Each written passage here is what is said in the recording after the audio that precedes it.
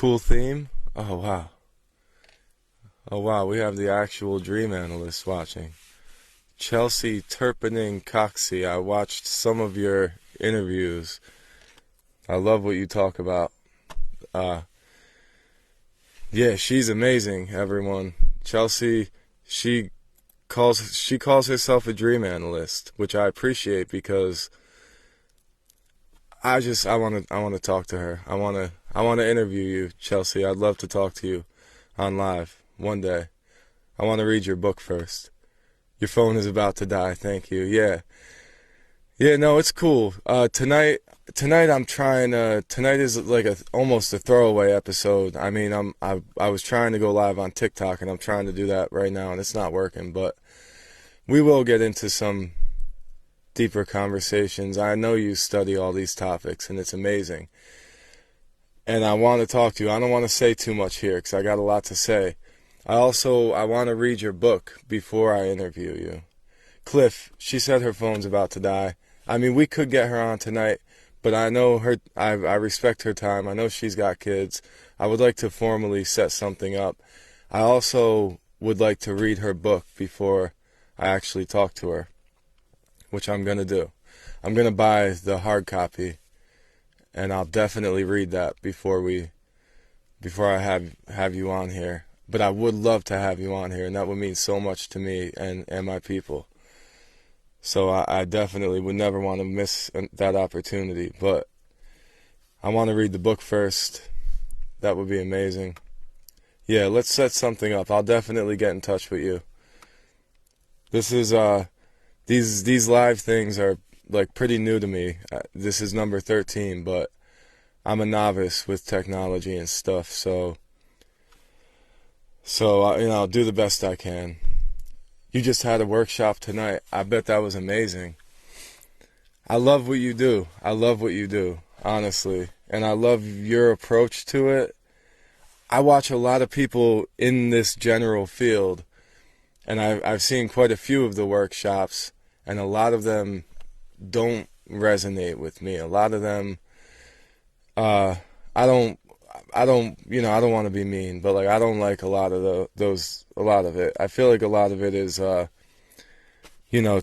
too enshrouded in showmanship, and I appreciate the fact that you call yourself a dream analyst and not necessarily a dream interpreter. Not that I'm not saying you don't interpret dreams, but the terminology that you use, the fact that you call it analyzing instead of the interpreting that we all see happen on the internet. Like, I love your approach to it, and I've also been looking more into the Carl Jung dream archetypes and all that, which I've read about in the past, but like I want to refresh myself on everything before we talk, just so I don't sound like an idiot. I'll probably sound like an idiot either way, but I'm really excited for that. Dee Dee, you said, if it makes sense, three-ality, four-ality are similar to duality, but instead of two counterparts, it will be three or four or more. I understand that, Dee Dee, and I agree with you. And that's where the concept of the Holy Trinity comes in, and I don't mean, like I said, I only use the word holy for context. I'm not talking about necessarily just the religious aspect of it. I also mean, like, in sacred geometry, there's lots of shapes that reflect the Trinity, and there's lots of things in nature that reflect it too. So, three-ality, four-ality, I get it. Chelsea said, you do that intentionally. Yeah, you leave room for everything, even metaphysics. Me too, actually, especially metaphysics. Probably, I mean, it depends. Like, I'm very analytical, and I don't want to be confused with the charlatans. So I also try, I mean, not that I'm on that level. I'm not on your level or any of those people's level, really. But, like, I just don't want people to think that I'm pushing that same type of agenda, because I'm sure, as you know, Chelsea, I'm sure you've read through, like, some of the generic dream dictionaries and rolled your eyes at them. I mean, am I the only one? Like, some people come to me and try to like show me their whatever book that they have about dream symbols, and I don't know. You know, they're not always cohesive, and they're not always consistent, and a lot of them are nonsense, I hate to say. Not all of it, and that's why I do like to talk about and acknowledge the archetypes, because Cliff, you said part 2 late night dreamers. Again, still shows pinned in this live. Really? Oh, I see it there. I see it there. How do I change that? That's weird, man. I don't want to mess anything up while I'm here. That is so weird, because I definitely didn't type that out this time. Like, it must be, I guess it's pinned somehow to every live that I do. Oh yeah, unpin this comment. Okay. Chelsea, you said you don't own quite Dream Dictionary. You don't own a Dream Dictionary? No? I have a few, but they're not, there's levels to it, obviously.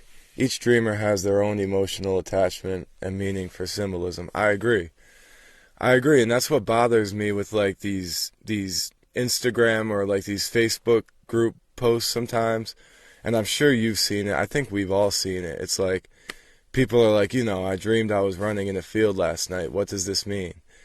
Okay, you meant to say you don't even own a Dream Dictionary.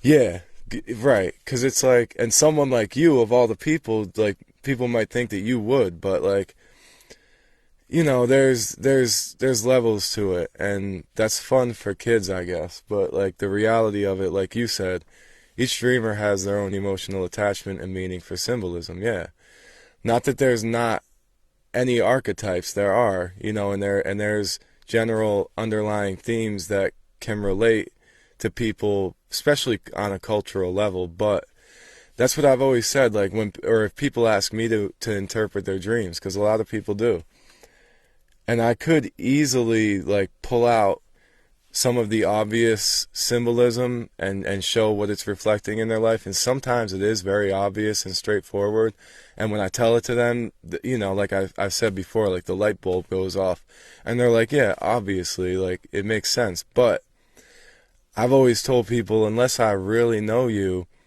I don't know exactly what you're subconsciously attaching to these images and these feelings. I think there's a great Carl Jung quote where he says something like, I don't want to screw it up, and I could probably try to look it up, but he says something like the only way to completely and fully interpret a dream is to understand someone's entire life, or something along those lines, he said.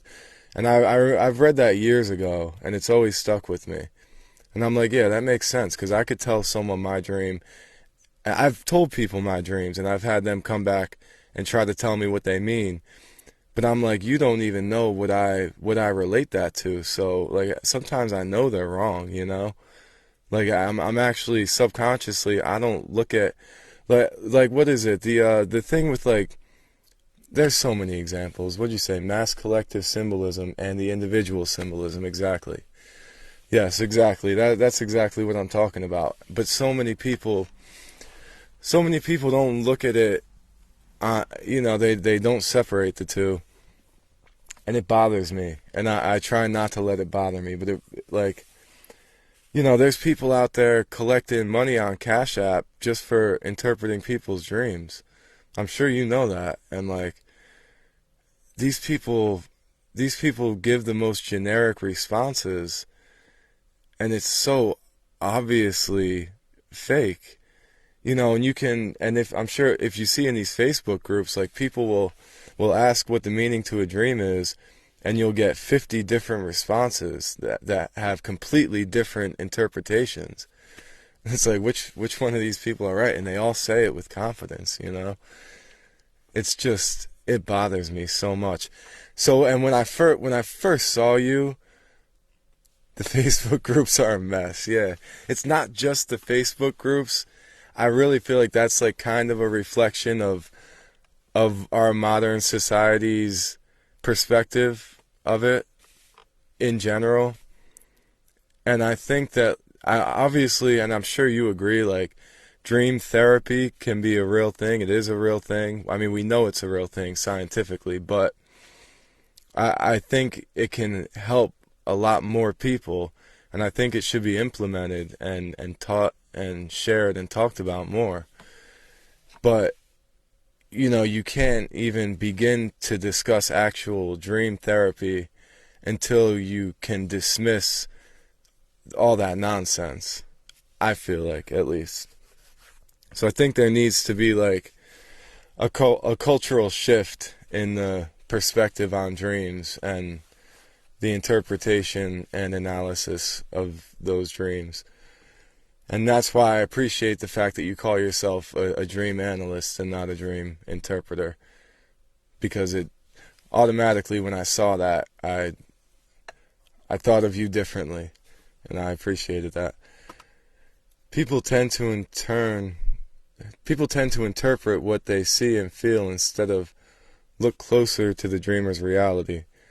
I usually give several ideas and let it flow into something that resonates. Yeah, that's the best. I mean, I feel like that's the best way to do it. You want to guide them to their own revelation.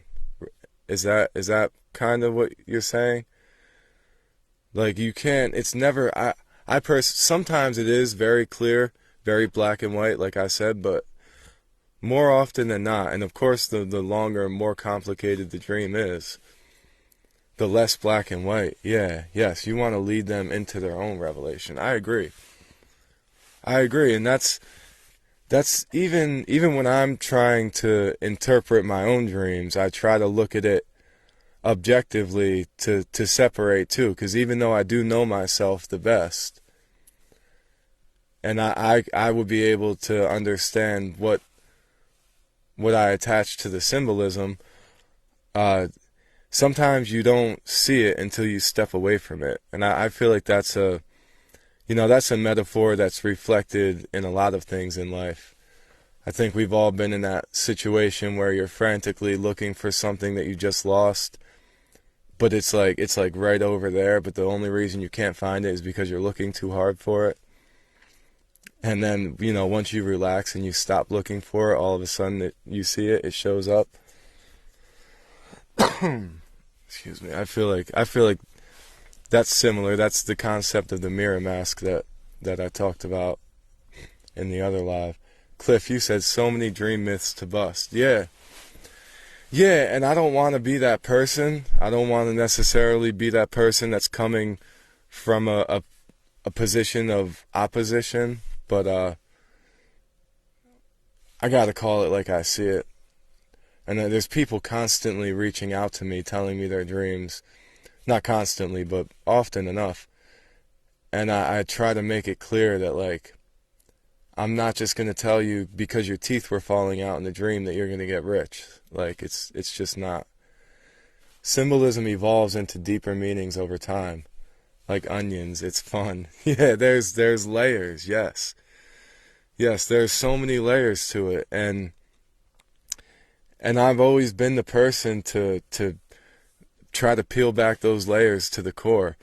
Maybe to my own detriment sometimes, because I end up in this feedback loop of ever infinitesimally increasing breakdowns to where, like, sometimes I just gotta stop and accept the fact that there's a paradox to everything, and I think I mention that basically in every video one way or another, and I always get back to that because that's the type of stuff that keeps me up at night. I could say it's fun. It is fun, but it's also like, it's empowering. It's also more than fun to me. It's I don't know. It really, the same way that people find, their happiness or their contentment in their religious dogma. I feel like I find my connection to the universe through these things, studying this type of stuff. And I also feel like understanding dreams would lead people to a better understanding of the nature of reality.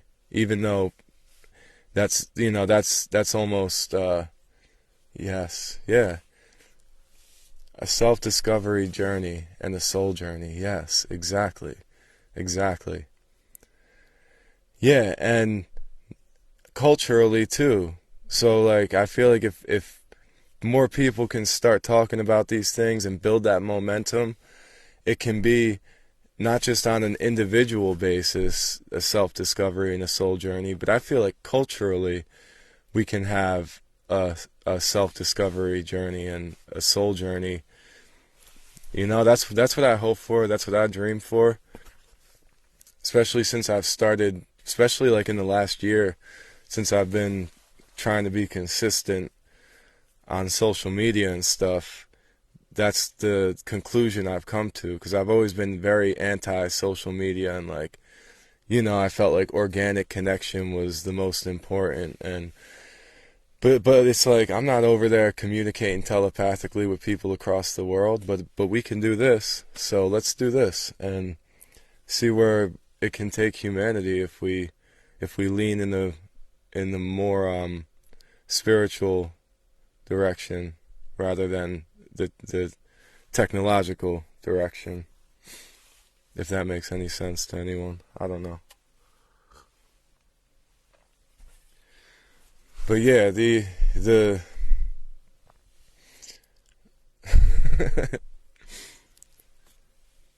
Cliff, you're the man.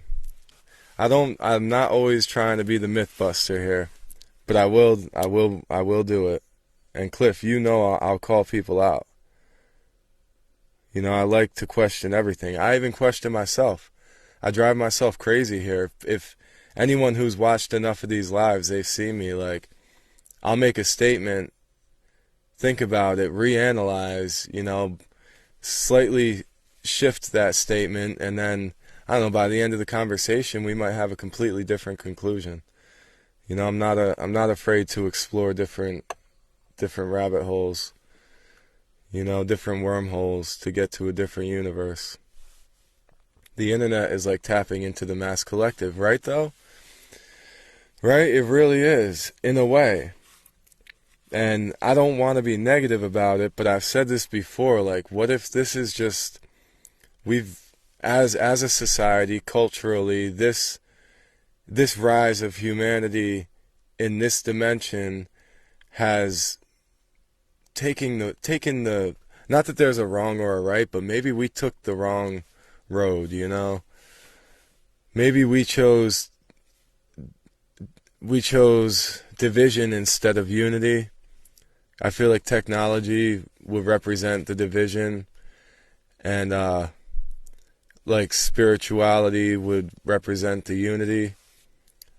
And there's good and bad to both, and obviously having a balance of both is important. But I feel like, what about the reality where humans decided to communicate telepathically instead of through phones? Like that was a potential outcome for our reality, I believe. But we bit the metaphorical apple, like I've said before, and maybe that's what is represented by that. Maybe that's what Satan represents: duality, man's choice to achieve greater things through division instead of unity. And that this is us building the Tower of Babel.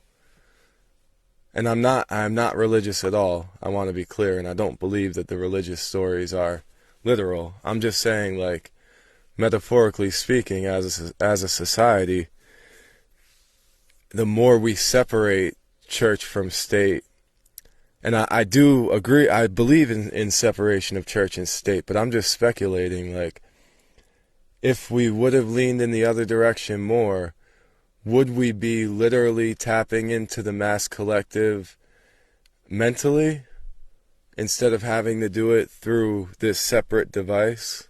You know, because that is the division. I don't know. I don't know. I think this is beautiful, and it's awesome that we can do this. And it's amazing. And like having conversations with someone on the other side of the world about the fundamental nature of reality, like I catch myself questioning reality, you know? Sometimes I want to pinch myself, even just doing this, sitting here like this and talking to all of you right now. Like this, it's amazing how far we've come.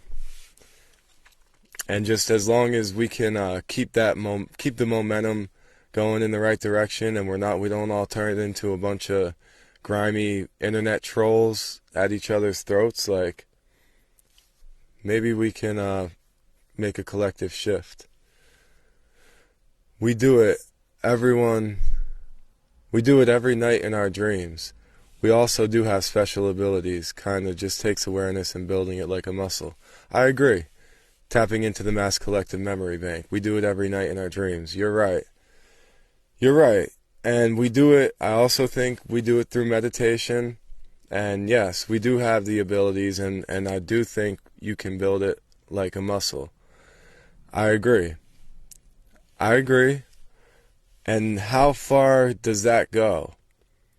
Because could we not only be communicating telepathically instead of with phones, but also remote viewing instead of FaceTiming?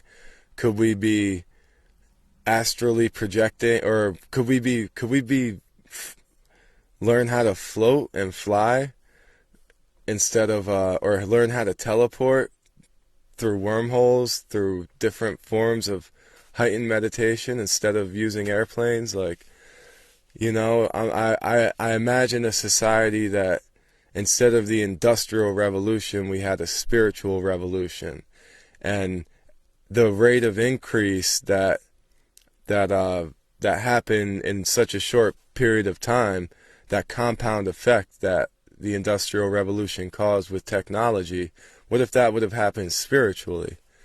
I mean, just speculation, but like, there are several layers of the subconscious. Yeah, we can do all of that stuff, I hear. Yeah, it sounds crazy though. It sounds wild, and I don't like to sound like one of those crazy people, but there's no reason for me to personally believe that those things are impossible. I mean, understanding just the concept of quantum non-locality and you know the basic idea of superposition and string theory and M theory and infinite outcomes, infinite dimensions, and infinite universes. Dreams show a lot of crazy ideas. They do. And I mean personally, or if we believe that dreams are other realities, there's no reason to think that we couldn't have potentially collectively ended up in one of those realities. And not only can we, but yes, we do every night when we dream, and we are right now. We're just not in this individual consciousness experiencing that. We're just experiencing this one, but that's where, like, and that's why I like quantum physics. And some people don't like to attach it to all that, you know, all the craziness, but like, let's be real. Any way that you look at it, it's kind of crazy. Quantum physics, no matter how you look at it. You know, they all say, all the greatest minds that have studied it have said that nobody truly understands it because it's paradoxical. So, like, you know, the concept of non-locality, and that one particle can be in all possible positions at once until it's focused on. The data shows what's up. It does, right? It's crazy, though, because it sounds, unless you, like these, I feel like these things don't get talked about enough, because the data does show it. And And I feel like this, I think we all know, or anyone who's really looked into this, we all know this is what Einstein struggled with. You know, what did he call it? He called it magic. What Einstein called it something, but like he struggled with it, and he tried to come up with different explanations to fill in the equation. But the fact is that like the equation is ever changing, and reality is ever changing, and that gap, I think at one point he tried to call it, Einstein literally, because he was trying to understand how one particle you could split a particle in two. We understand that, we knew that, we can measure that, he could see that. But he didn't understand how you could separate those particles at any distance, and anything you do on one particle would automatically affect the other particle instantaneously with no time delay. And as we know, Einstein believed that our reality our reality is dictated by the speed of light. The experience of our reality is dictated by the fixed speed of light, and he believed that was a constant fixed speed. So to say that something can transcend the speed of light, he didn't want to believe it. The only explanation is some sort of immeasurable force. Spooky action at a distance. Thank you, Cliff. Thank you, Cliff. Yes, that's exactly what Einstein called it. Spooky action at a distance. Yeah. Yeah, and that's tough. I mean, that's tough for anyone to grasp. And people struggle with that. And that's where his famous quote, God doesn't play dice with the universe. So Einstein attributed a single variable to it, and he called it the cosmological constant. But that was literally just something that he made up to fill in that gap. And yeah, it worked when he put it in place, but that doesn't mean that doesn't reflect the reality of it. That reflects, his interpretation of that. That's his own personal solution, because his cosmological constant is not constant, we found, especially with the Nobel Prize for Physics just last year, I believe. Yeah, 2022 Nobel Prize for Physics really proved this in different testable ways. We always knew it existed, and we always knew it was possible, but now they've found how they can manipulate this in different ways, and it's not a cosmological constant because it's not constant. It's ever changing, and that's tough for the mind to deal with. And that's also, we come back to the paradox of reality, the idea that there's an exception to every rule. I know, Cliff, I know you don't like to hear that, but like, accept that rule. That's the only rule that there's no exception to. It's the idea that the only thing in the universe that doesn't change is change, or the only constant is change. The only thing that doesn't change is the fact that everything changes. But that means that there's something that doesn't change, and that's the fact that nothing changes. And this is, the paradox of reality that we deal with, and I believe that's what Einstein struggled with. And I believe that's why human beings have fallen back on the dogma of religion so much. Personally, that's how I feel. I don't know. It's, same idea of like if you draw a box on a piece of paper and you write, every statement in this box is false, and then after that you write a false statement in that box. Pigs can fly, or whatever. Whatever. Then if you write a false statement, then that would mean that the original statement is true, meaning that not every statement in that box is false, but then it's not true. So it's a circular loop of understanding that I feel like it's mentally, I don't think we can grasp it. I think I've mentioned this before, but I feel like intuitively we can understand it. And I'm sure some of you out there, I know me personally, and I know a lot of other people, even if they don't realize it, they've grasped this concept of infinity, this paradox of reality. You know, we live in a seemingly finite world that is a part of an infinite universe, and the brain is a piece of meat. It's a finite piece of meat. It's a physical, measurable piece of meat. So I feel like strictly mentally, we can't grasp it. I personally feel that way. If anyone out there feels like they can mentally grasp the concept of life and death, you know, of infinity, of a finite world in an infinite universe, like, then that's amazing. But I feel like I don't think mentally it can really be understood, and that's why I feel like the scientists struggle with their equations. But and all those equations now, they keep pointing towards an infinite reality. That's why it turned into the M theory. And that is, I believe, last I checked, like a couple weeks ago, that was still the top most widely accepted theory for the explanation of our universe by quantum physicists. So they basically, not that you can come to a full conclusion, but they basically come to the conclusion that we live in an infinite universe with infinite realities. And like Chelsea said, the data does show that. But of physically measuring that and observing that, is that possible?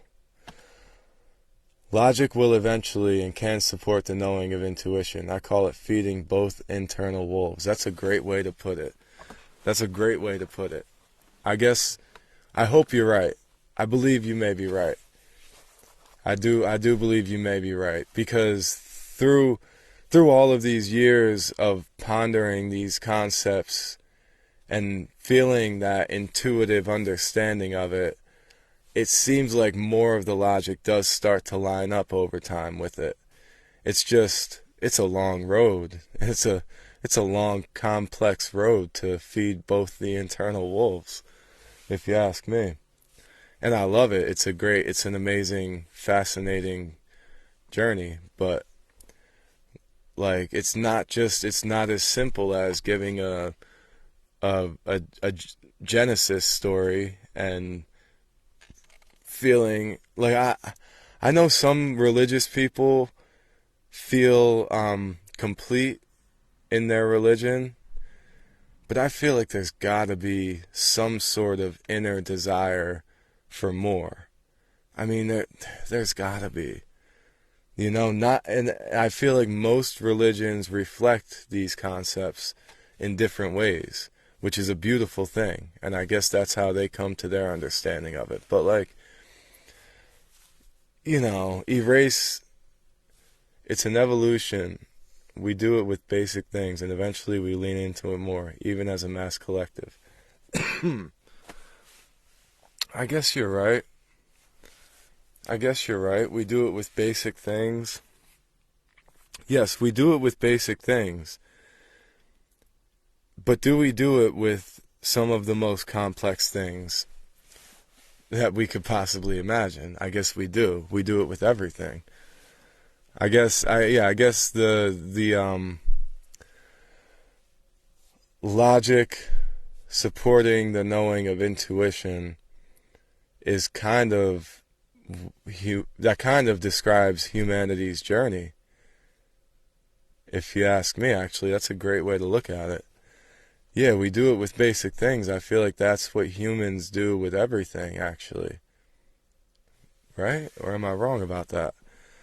Maybe, that's probably what's gotten us as far as we've gotten, as a species, is from our logic eventually supporting the knowing of the intuition. That's a really interesting way to look at it. Actually, I need to sit and think about that some more. Yes, yeah. right? That's probably what separates us from the other animals around us. Primitive man is your favorite. Right. What a what a thing to explore. Primitive man. Right, and how far we've come and how much of our modern society is still dictated by primitive aspects, evolutionary aspects that we've formed 8,000, 10,000, 12,000, 50,000 years ago. How it all evolves from spirituality to mythology and wanting to connect to the life around us, right? That's what fascinates me too. Primitive man and their understanding. We've always wanted to connect to something bigger than us.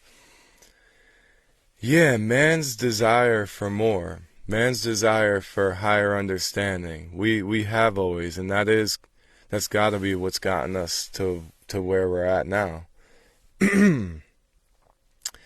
Even and I mean that's what bothers me about like music these days. No, I mean that's a separate concept and we don't got to go there, but like I feel like almost everything that primitive man did, or ancient humans, I should say, I feel like almost everything that they did revolved around something deeper. And like, their food, they connected their food with nature or with a god. Their water, their music. I feel like there was no music just for entertainment in the ancient times. Their music always reflected something higher. I mean, in most native tribes in America, at least from my understanding, the spiritual leader was the one that guided the music when they did their drum circles or whatever. They were playing music to the gods. They did their rain dance, their rain songs. They didn't just dance for entertainment, just to move their bodies, just because it's fun. I mean, yes, it's entertaining and it's fun too, but they were dancing for nature, for the gods, for vitality. So like that's what bothers me about music these days. I feel like we've disconnected from that a lot. And that's why music with bad content, and by bad content I don't mean like negative or vulgar content. It can be beautiful and empowering and spiritual and still have, darkness and it's not about that. It's just about the overall content. I feel like it's very shallow. That's another thing that I feel like would help us as a society, and that would raise our vibration collectively, would be if we were listening to and making and playing better music. Like, the primitive man is still present, you say, Dee. Yes, it is. The primitive man still shows through a lot. It still does show through, and especially in our desire for something greater, knowing that there's, it's not just this mundane reality that we perceive it to be. It's it's so much more than that. Everything, there's so much more underlying everything. And I wish people were playing songs with better content and better topics. That just bothers. And ancient art, like man didn't just draw pictures just to entertain himself, just because it looked funny. I feel like, I'm sure there's exceptions to this rule, because there's exceptions to every rule, but in general, art has always reflected something deeper, something higher, something bigger than ourselves. And a lot of that, I think, has gotten lost in the modern era, just like it has with the music. I feel like we've disconnected from a lot of that. I guess at least on the mainstream scale, I mean, there's there's still amazing music. There's lots of great underground music, and there's still obviously lots of amazing art. I'm not saying that. I'm just saying, like, I think the world would be a better place if people had better content in their songs. And I guess in everything that they did, everything we do in our daily lives. And that's why I love religious people and I respect them. Not all of them, and not just because they're religious, but I had a strong disposition towards Catholics for a while. And now I have to admit that a lot of those Catholics are like some of the greatest people I've met. And some of them are very rational, conscious human beings. You know, so like at least every day they're doing something for a higher purpose. You know, not just to be self-fulfilling or not just for a corporate organization, but they're doing it for the universe or for what they would call God. Present in a good way, the desire to connect with the transcendent is inherent in the human nature. You're right. You're right, Dee Dee. I believe that. I do believe that. And I have faith in humanity. And I always will. You know, you can look at it. You can look at the cup as half full. Not you. I'm saying, like, people can look at the cup as half full. Because there's, obviously there's a lot of chaos and desire to connect with you know, more negative things, but hopefully that doesn't take over our society. Hopefully we can lean in the right direction. I'm sorry, my girlfriend is texting me and asking me to bring the baby upstairs. Let me just message her back real quick.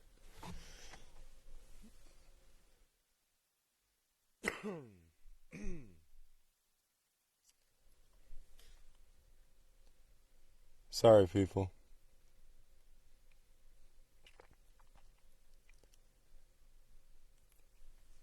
My bad.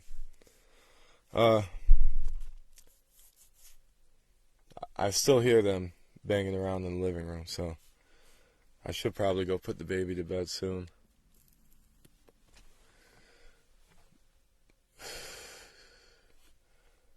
Yo, Cliff, how you looking tonight? What are you looking at? You gonna be around? I never connected to TikTok. I never did the TikTok live, so we're just here.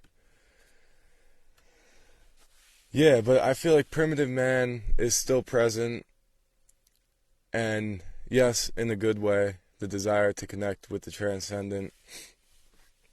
I also feel like primitive man is obviously present in bad ways too, and this is what we're trying to deal with. This is this is the spiritual war that we're fighting. Because I personally know a lot of people that have the desire to connect with negative things, seemingly inherently. It seems to be inherent in them that they're drawn to these things, and that's a problem, you know, seeing people around you like that, and then trying to correct them without seeming egotistical. You know, I struggle with that. I know a lot of people do.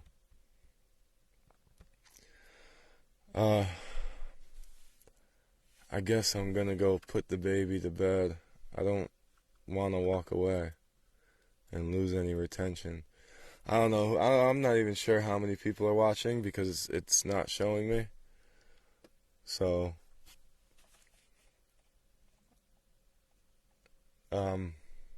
yeah, I gotta run inside. She keeps texting me. Don't worry, Chelsea. I don't know if you're still there, but if I do interview you, I will make sure that I have no interruptions, and I'll definitely make sure that I set the time aside specifically, and I tell my girlfriend and the kids to leave me alone for a little while. This is why I chose to do it Friday nights at 10 o'clock, so I could hopefully not be interrupted by the kids. But, and even that was kind of partially a sacrifice, because I know I'm not going to get as many viewers going on this late, but whatever. I mean, I can't be doing this when the kids are awake. We're trying to feed them, and homework and paperwork and bath time and teeth brushing and all that good stuff.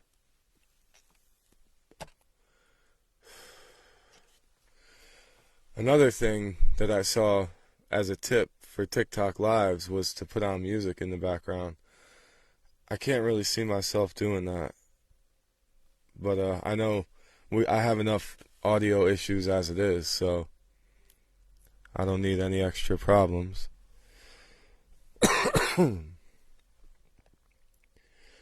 But, it would be nice for me to have, like, something to put on if I need to walk away from the camera for a minute. My issue is that my speakers aren't hooked up, because I unplugged them so I can plug the microphone into my phone.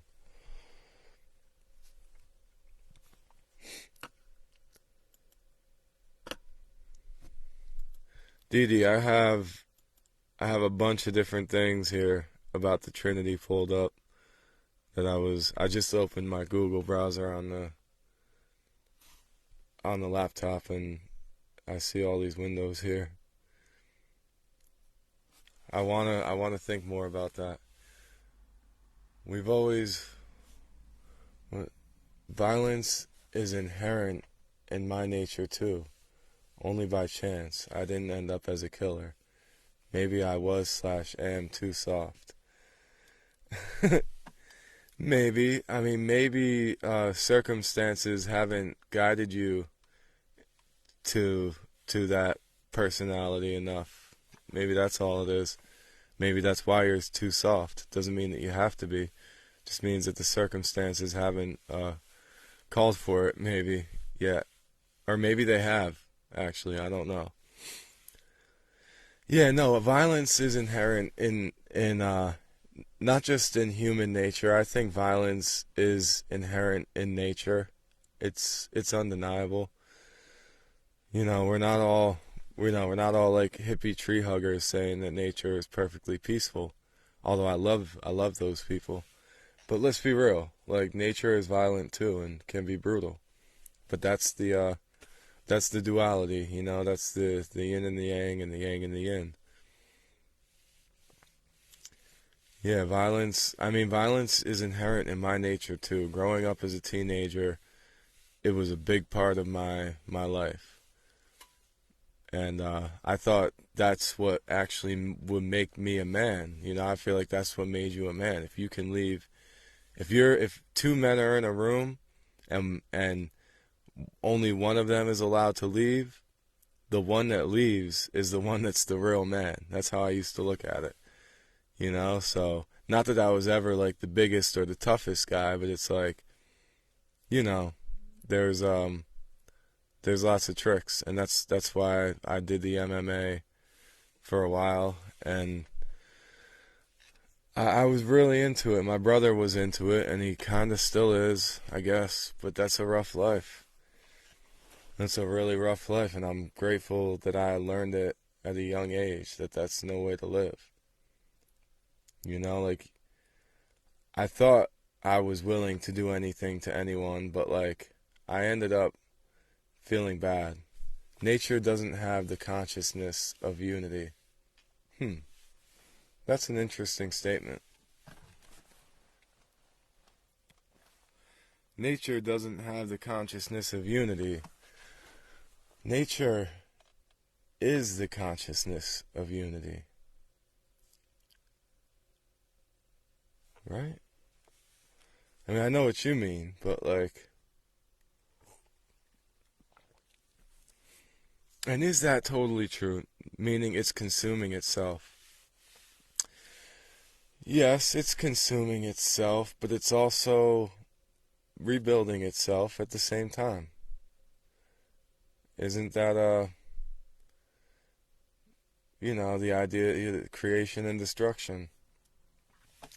Nature doesn't have the consciousness of unity, right? Maybe not the same consciousness or level of consciousness that us humans have without feeling sorry to kill, right? But I feel like there are exceptions, and I'm sure you've seen them, that we've all seen or experienced, where we see nature kind of um, showing signs of some consciousness of unity or feeling sorry, right? I mean, not in general, obviously. Like because you're right, and you're supporting what I was saying earlier. So like, and I agree with you, and that's what I was saying. But also, different level of unity. Yeah, yeah. I guess so. I guess you're right, and I agree, 100%. But there are exceptions to that rule, because like, I'm sure you've seen it and felt it. Different level of consciousness. Yes, I agree. I agree, but I feel like maybe on some rare occasions there are some exceptions where you do see nature reflecting a very, very high level of consciousness. Some animals, they grieve for their loved ones, and they you can see how they experience sadness after death and stuff like that. Nature doesn't kill for fun, just for survival. Okay, you're kind of right about that, but I don't know if that's always right. I mean, that would be that is the general consensus, I think, that nature doesn't kill for fun like humans, but I have observed nature kill for fun. I'm like, I know it's their instinct for survival, but maybe when humans do it for fun, it's also tied back to that instinct for survival. I mean, you know, humans killing for sport, killing massive amounts of things that they don't need and then not using it, yes. But animals do that too. I hate to say it, but animals do it too. I mean, I've watched cats do it. I've watched cats torture little creatures and play around with them, looking like they're having a lot of fun, and then they don't eat it. They just let it sit there. And I mean, I've watched it multiple times, and I don't know if you've seen some of those videos. It's the only point where I say it doesn't have consciousness of unity. Maybe. I mean, you're probably right. You're probably right. Once in a while, though, like dolphins, chimps, I feel like some birds, lots of mammals exhibit some consciousness. Like you said, different level of consciousness, different. But, like, some of them seem to exhibit a pretty high level of consciousness on rare occasions. Yeah, cats maybe are some of the exceptions. Yes, cats, not just cats though. I hate to say it, but like, I mean, obviously chimps. I don't know if you've ever seen the videos or watched any of that, but chimps can be brutal, and they can seemingly sometimes go in and just torture other chimps for no apparent reason, with no type of survival gain. It just seems to be, I mean, whatever. There may be some nature. Oh, I love cats. You said you love cats. Okay, I love cats too. I love cats too. But my mom for a while there was kind of like the cat lady. on the block. There was a lady who lived across the street from us who would feed all the wild cats, and there was probably 50 to 100 of them.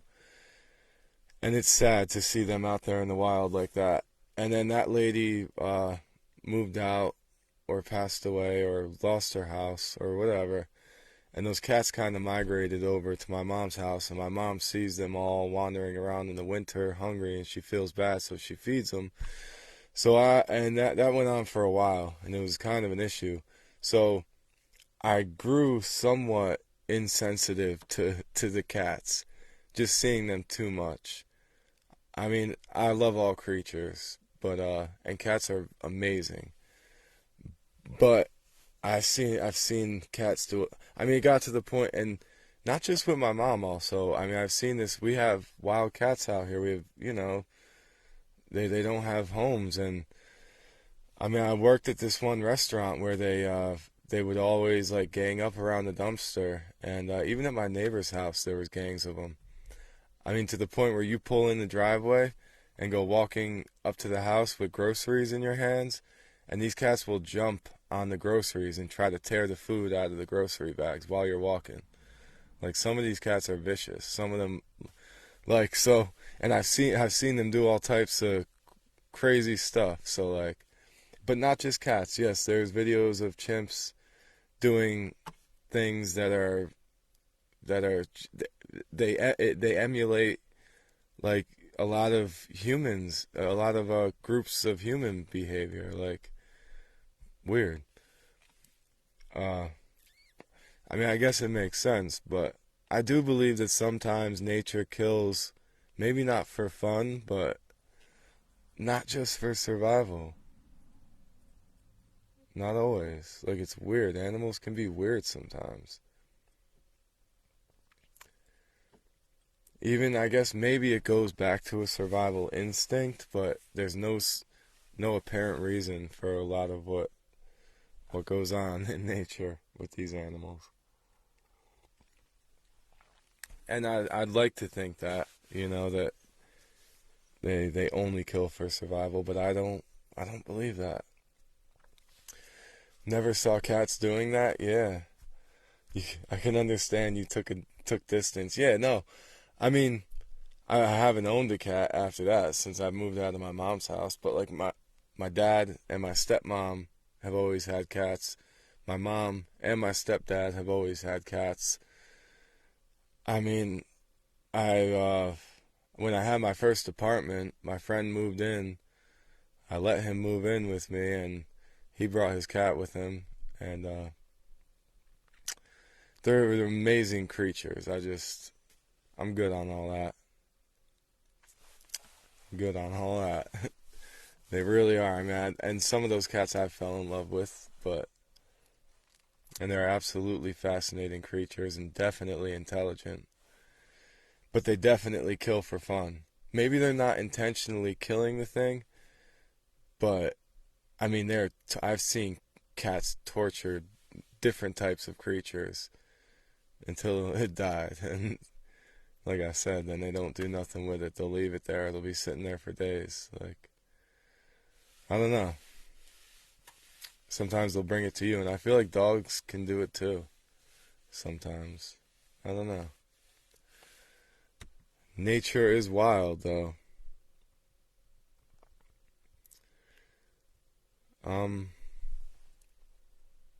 So I'm gonna go in real quick and check on her and the baby. I don't want to lose anybody, but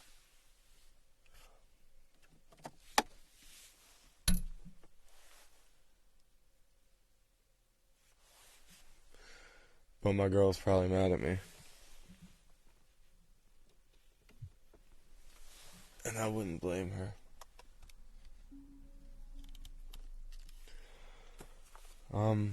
I wish I could get my speakers to work without unplugging the microphone. How's everyone feeling out there? Is everyone still with me? Dee Dee, I know you're with me. Yeah, you might be right, you said. I mean, I'm not even saying, I mean, I might be wrong. like I said, even if I know you don't need to be right. Yeah, no. Yeah, thank you. Yeah, no, you know me. But I'm saying, like, I'm just talking. Like I said, maybe when it seems that they're doing it for fun, maybe it's still tied into a genetic predisposition for survival in some way, some distant way, It was similar to men hunting for sport. Because I feel like, so as I just argued against what you said, now I'm gonna argue to support what you said, which supports what I originally said. So like, even when humans are hunting for sport, you get that adrenaline rush, you get some sort of deeper satisfaction. The endorphins that are released are all the endorphins that we enjoy, which I think is why people, we know, that's why people enjoy hunting for sport. Even fishing, even when you're fishing, my dad loved fishing. He would always take us fishing. I personally, I'm not into it. I don't need to deal with the hooks and the worms and the ripping the guts out of the fish's lip and tearing his lip open and letting him flop back in the water. Or if you take him to eat him sometimes, still, like, it's cool, and I will do it, like, if someone invites me, but I don't, like, go fishing or bring the kids fishing, and I don't go hunting or anything like that. But I feel like the people who do it for sport, I've seen it, they get that thrill, like, when you're reeling in a fish, there's that rush of endorphins and serotonin and oxytocin and all of those pleasure hormones that we get, even though it's not necessarily for survival. It's kind of just like genetically coded into us from the aspect of survival, I think. So you're still right. Even though I've definitely watched cats kill things for fun, it still, in a way, is probably tapping into their survival instincts.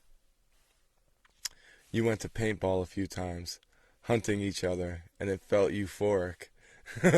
Yeah, no, I love it. Oh, I love it.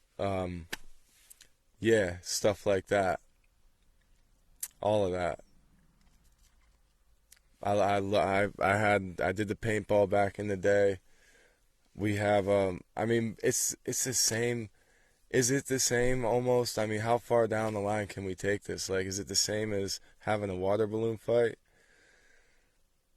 Not at all, really, because that can just be for pure fun.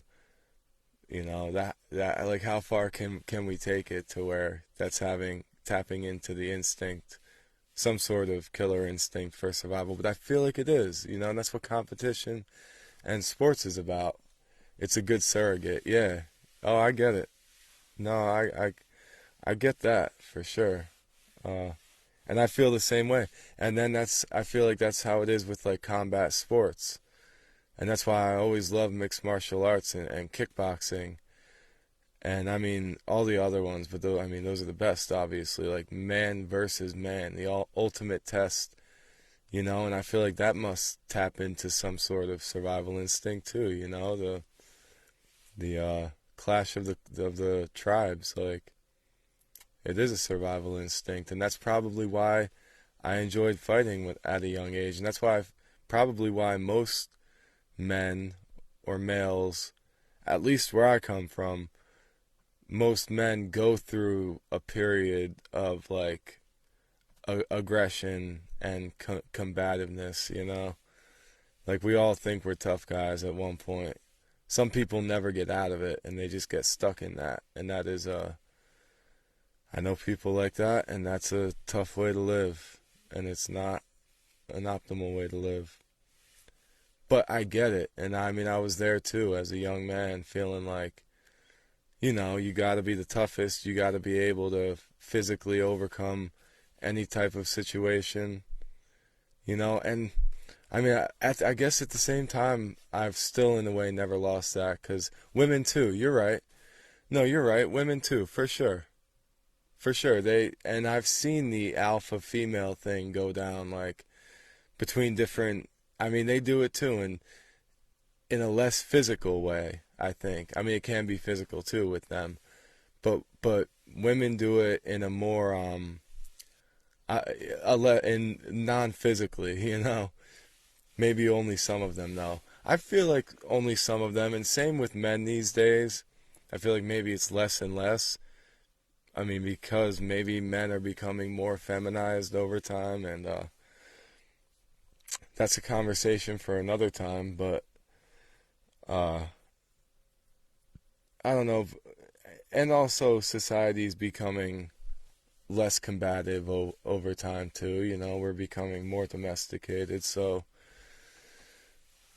But yeah, I feel like most humans, I guess, go through that, or we've all at least had moments where we've had that alpha feeling where we've felt like we've had to.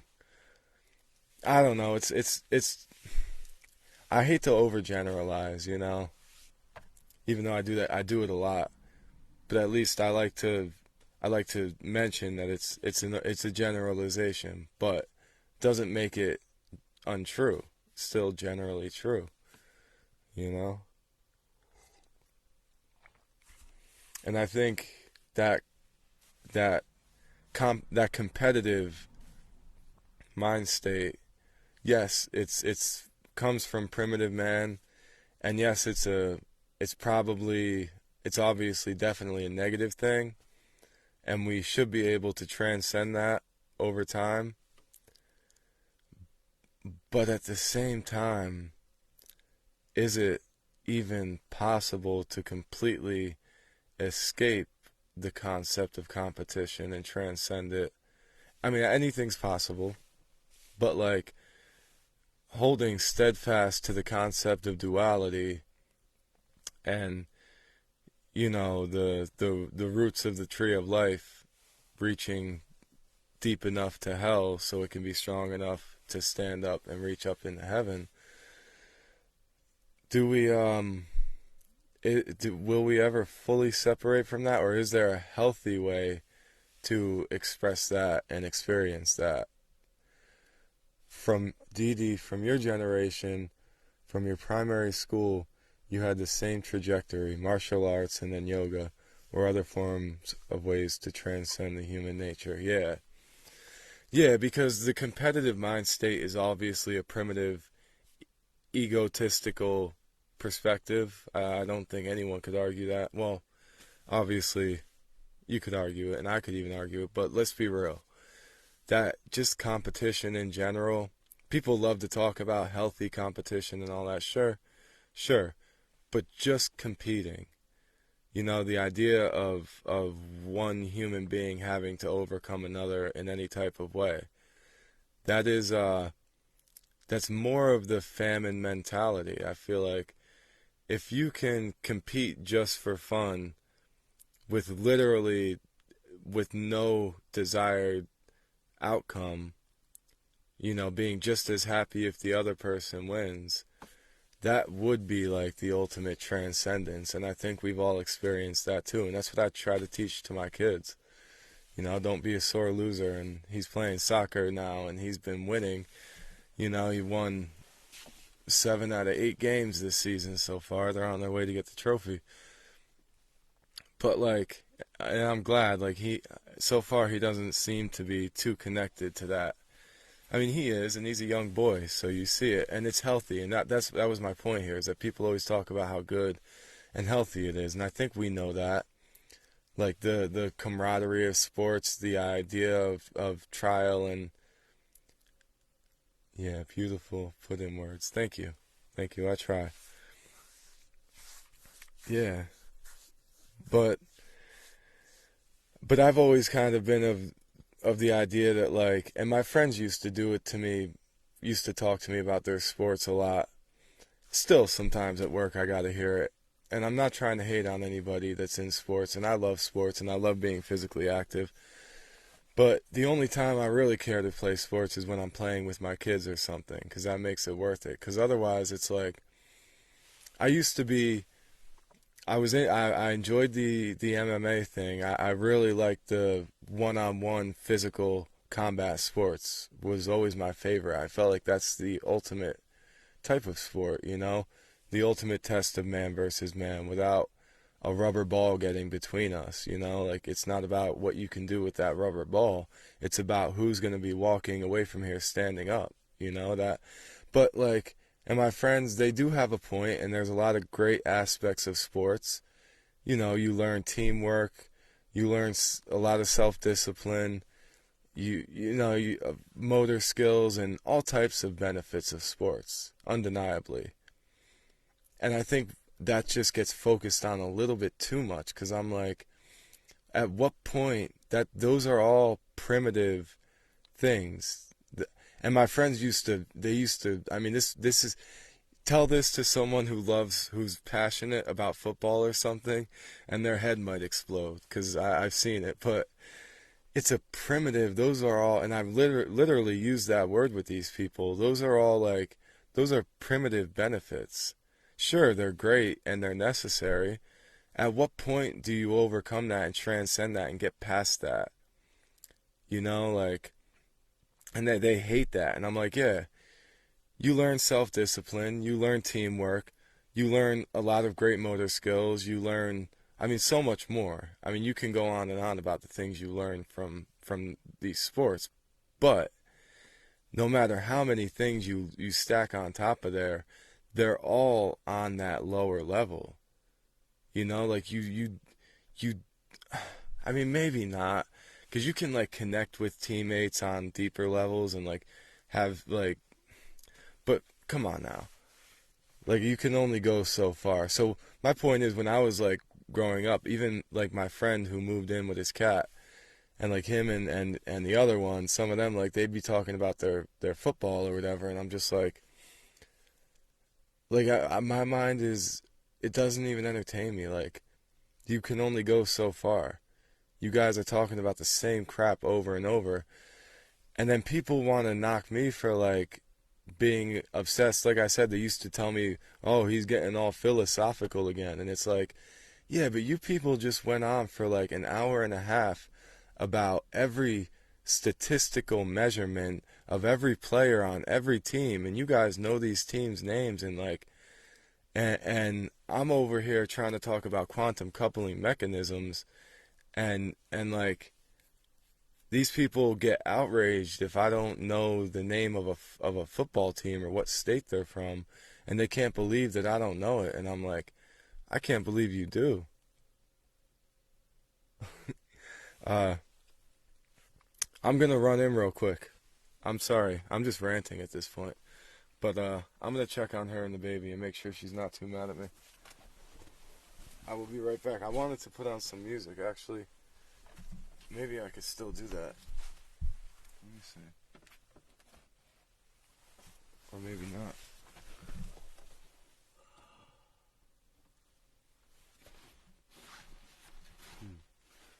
Yeah, actually, I think I can.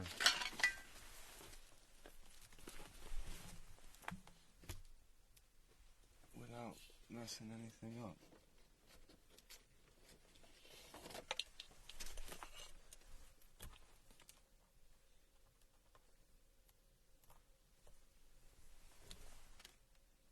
Oh, maybe I shouldn't have done that. I don't know.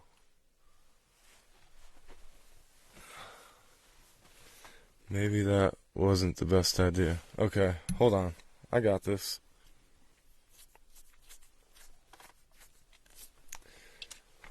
Yeah, I got this.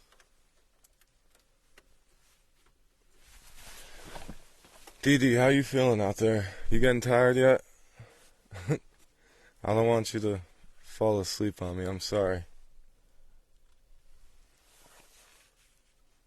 Hmm. Let me see what I got here.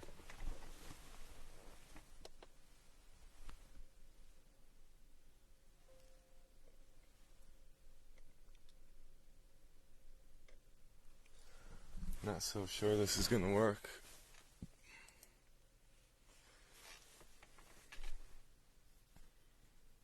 Actually, it might not work at all.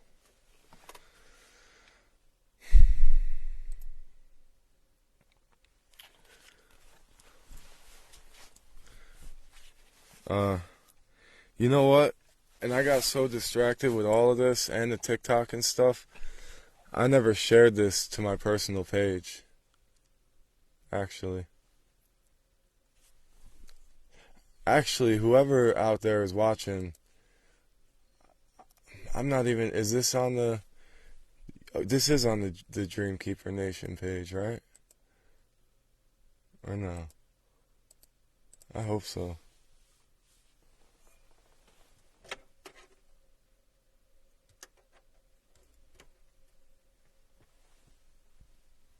Hmm. You slept early last night, had at least 6 hours of straight sleep. Okay, cool, that's beautiful. Well, that's not gonna work.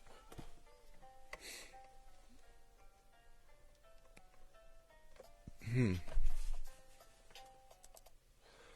Yeah, I'm an idiot with technology. Like, I'm getting better, and I will get better, but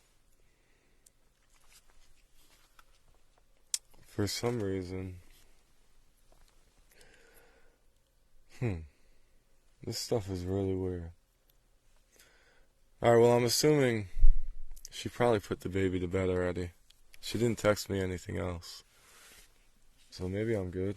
She didn't bang on the wall.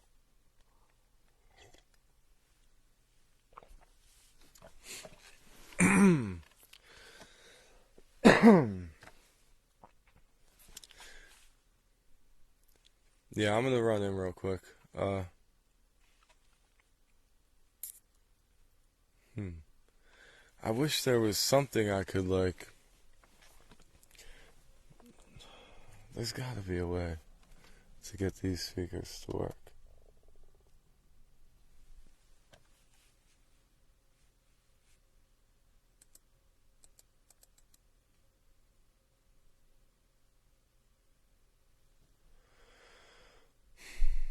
Hmm.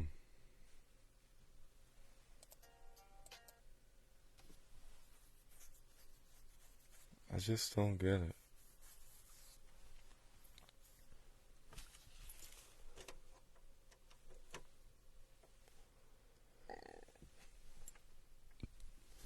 Okay.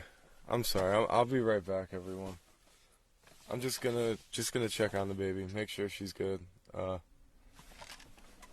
I will be quick. Cliff, don't go nowhere.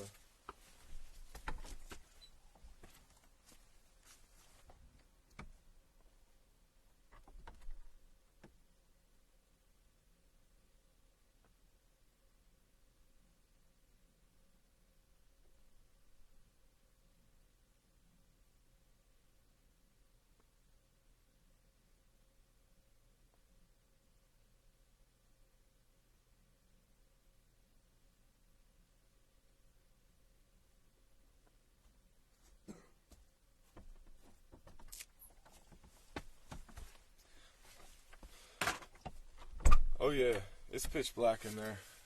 They gotta be sleeping. I took too long. I'm a bad boyfriend, but I'm sorry.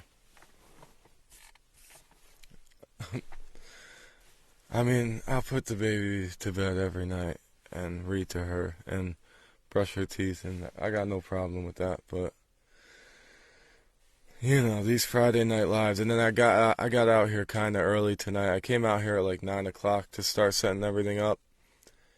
Obviously, it was like pointless because I was trying to set up the TikTok, and I didn't get very far. Obviously, I'm an idiot. Oh, I don't even need to share this to my personal page so much because I did put up that post on my personal page, sharing the artist page, telling people to go there. Oh wow, Chelsea shared this video. Wow, that's amazing. That's awesome. Wow, Chelsea, I know your phone was dying and she's probably not here anymore, but thank you. That's awesome. Thank you so much. Okay, Dee Dee, you wanted to talk about a dream you had. There were some cubes, cones, and spheres interconnected, intersecting each other. The colors were so diaphanous. I never saw that kind of colors before. And I heard a piece of song or a simple sound, but it was so beautiful and harmonious, and so total and complete that in your dream you were in awe. Let me read that again. Let me just read that again. You said there were some cubes, cones, and spheres interconnected, intersecting each other. The colors were so diaphanous. You never saw those kinds of colors before. And you heard a piece of a song or a simple sound, but it was so beautiful and harmonious, and so total and complete. So, wow, that is amazing. So, almost like you experienced the essence of cymatic structure, is a way to say that. That's how I interpret that. Is that you were experiencing the essence of cymatic structure. Which specific frequency and which structure and which shape, I don't know. You said there were some cubes, cones, and spheres interconnected. When you say, because I'm trying to visualize this, and I know it may have been an abstract visual, but what were these cubes, cones, and spheres made out of? How big were they? What was your vantage point on them? Were you looking at them from above? From the side? Were they two-dimensional, like flat, or were they three-dimensional? Well, you said cubes, cones, and spheres, so I guess that's 3D, but and they were interconnected by what? Lines? Like there were lines connecting them?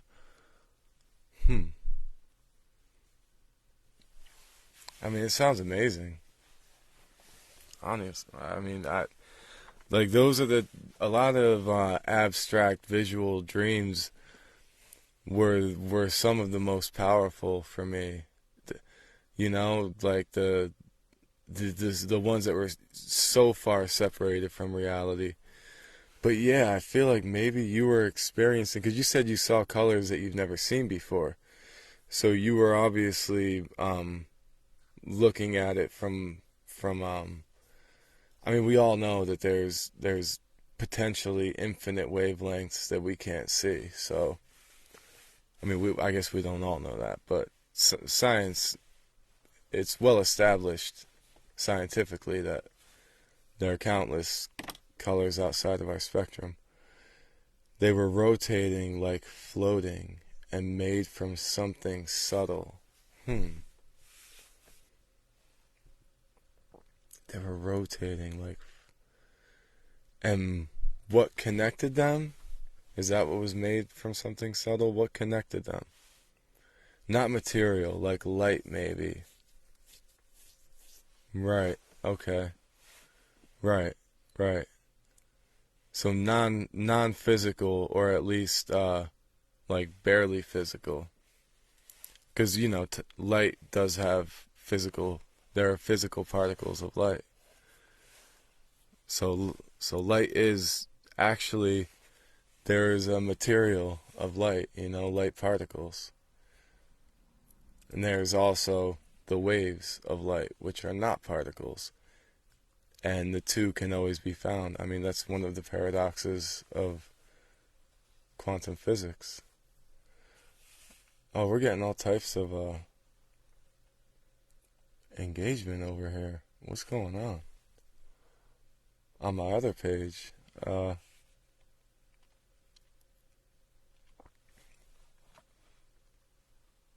Wow. Non-physical, yeah, going through each other in motion. Yeah, there's there's a material I'm trying to think of which is physical, but I don't, I'm drawing a blank, and I don't want to explain it in the wrong way to give the wrong perception and sound like an idiot. So I'll look that up, and you'll see me. I'll either post about it, or I'll bring it back up in the next conversation. But yeah, so you were experiencing probably like obviously a heightened reality, like maybe I feel like if there were layers, you know, in this physical universe, in this physical reality, on this physical world, I feel like there's layers just to this reality. And, the higher you go up, the higher you raise your frequency, the higher layers you can experience. And, you may have been in like the 33rd dimension, or because that's interestingly enough for us to be talking about this today. But those are every third dimension is supposed to be the most pivotal, and so they say this draws back to a broad spectrum of esoteric philosophies that again I can like show you some links or something. Some of this is in some of these books here, like yeah, don't let's not get started on the books. But okay, so like so I feel like personally I feel like you may have been experiencing just a higher dimension of reality, and a lot of people believe that's not only where we go when we die is to one of those, but that human beings can transcend their physical bodies and literally like disappear into these dimensions. The colors and sound were nothing like you ever saw or heard before. Yeah, that would make sense. That would make perfect sense. A lot of these things, a lot of higher dimensional shapes and sounds out of our perception, as we know scientifically, because we can measure them, we just can't see them with our own two eyes organically. But and there's obviously sounds and frequencies that we can't hear, that we can't detect with the human ear, that we know exist, and they're measurable. So, the idea of us, a human being, raising their frequency, and this is physical, because I know you said non-physical, but and maybe that's how you felt, and maybe you're right. But I feel like, quantum physics, is that non-physical? Is that, we get into macro physics and micro physics, but like, I still feel like it's physical, metaphysical, right? That's where that word comes in. So maybe they were metaphysical, but I just think it's important to still think of it in terms of waves and particles and the relationship between the two, if you know what I mean. As the frequency of the waves increase, the particles become less dense. And that is a law of science. Again, that's why we heat up our drinks, so we could stir more sugar into it, or that's why the centrifugal force and centripetal force, and the relationship between the two, of motion causing pull, creating distance. And so higher frequencies are lighter, lower frequencies are heavier. I think we understand that intuitively. I don't think I have to explain that too much here. But, maybe you were at a higher, lighter frequency. So not that they were completely non-physical, but they were metaphysical in the aspect that, like, if we can raise our vibration, because every human body has a measurable vibration. The brain has its own vibration. Different areas of the brain have their own vibrations. The heart has its own frequency or vibration, and so on. So, like, and this is not just like esoteric philosophy or religious or anything. That is science. Like the Institute of Heart Math I've mentioned before, they measure the different frequencies of the different body parts for different reasons. And wow, I'm getting all types of engagement on that other post there. But then you have those frequencies, and then collectively all together they radiate their own frequency. Similar to how there's different pieces of a car that move and vibrate, and then overall the car has its own vibration, its own measurable vibration. I just realized, you just realized you never were interested in physics, but you think after that dream I started to be interested in quantum physics. LOL. That would make sense. I don't blame you for not being interested in physics, but as you can see, it's something that fascinates me abundantly. This is like I didn't do very good in I was never the best student in school. Why are so many people engaging with that old post? I wish people were over here hitting the thumbs up on this live video. Like, damn. That was people are like, hey world, I'm over here doing this. Yo. So, yeah, I mean, I feel like understanding the nature of reality conceptually, you have to have some sort of understanding of physics, especially, well, quantum physics, because quantum physics and regular physics are two opposites, but they're also inherently connected, obviously. And that is the biggest problem in science today, is bridging the gap between quantum physics and regular physics as we know it. And that was what Einstein spent a lot of time thinking about. And a lot of it is far beyond me. Like, I'm no Einstein, so.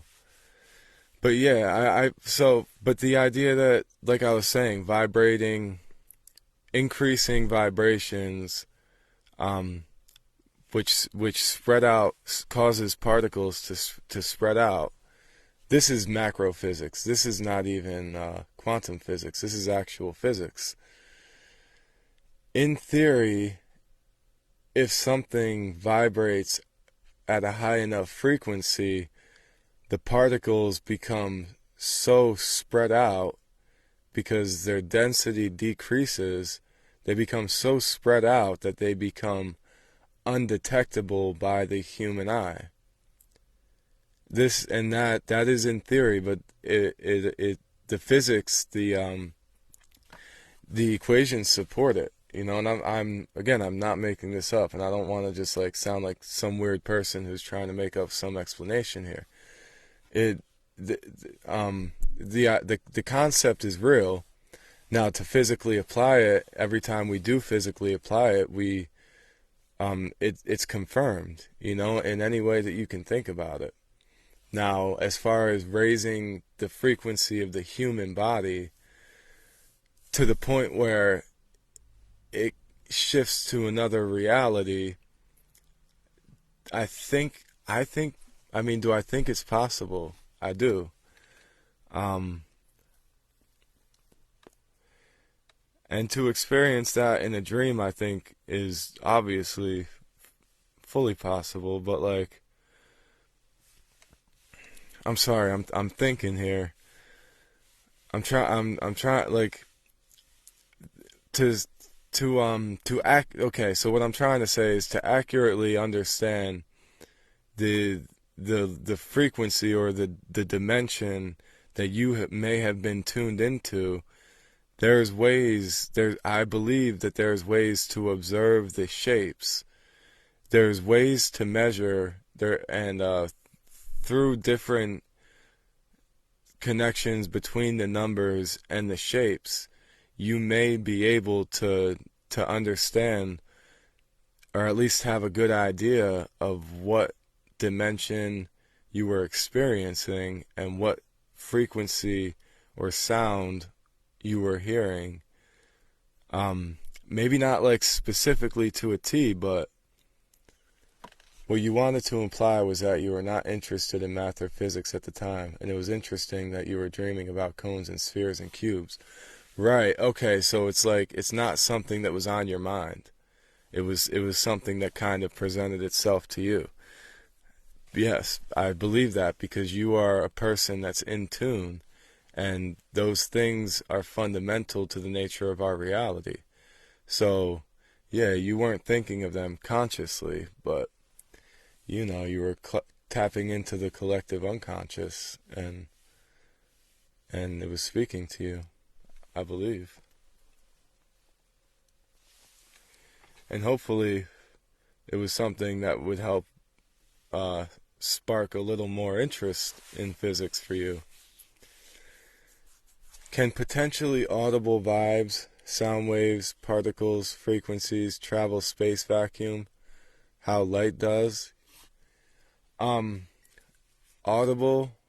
vibes, sound waves? No. I wish I could say yes. But audible vibes, audible sound waves cannot travel through the vacuum of space as we know it. But whatever, obviously an audible sound wave would have to come from a source. Whatever that source is can be measured through the vacuum of space through different types of tools to detect it in different ways. And there's amazing ways that astrophysicists come up with these things. Yes, the messages sent for ET, LOL. Yeah, no. I hate to say it, but there's no air in a vacuum, and audible sound waves as we know them travel through air. Sound is nothing but the vibration of air. So in the vacuum there is no audible sound. That's well understood. And that's been demonstrated to me even in my physics class in school. So well, we know that. But that doesn't mean that other frequencies, I mean, we know also that other frequencies travel through space, not just light, but there's so many different types of frequencies that travel through space that we still don't, like scientists still haven't identified all of them, or even they have weird obscure names like for the ether at one point, or dark matter, or antimatter, which we can detect and actually collect through these giant machines that they make, but we still don't understand. But so there's audible vibes cannot travel through space. I'm trying to think of like exceptions and ways I can argue against that, but I mean, I'm sure there's a like, cause because inertia can travel through space, and inertia can create sound. So, what is inertia? Inertia is just motion. Then what is traveling through space? It's a good question. Maybe if we had Neil deGrasse Tyson on here, he could probably help, even though he would be like very skeptical of all the things that we talk about. He's obviously very corporeal scientist, Gravitational waves. Yeah, gravitational waves. And what are gravitational waves? What is gravity? Gravity is the distortion of space-time. So, gravitational waves are just waves of distorted space-time. Thank you. You're right. And then they could potentially cause an inertia that can travel through space, and once it reaches air or some sort of atmosphere, it can translate into sound, I believe. I would believe that. Makes sense to me. But I don't know. I don't know. It's interesting. Like, if you were, if we can conduct a thought experiment here. Like, if you had the loudest speaker ever and you were to put it out in space at whatever distance, and if in theory that speaker was loud enough for us to still hear it,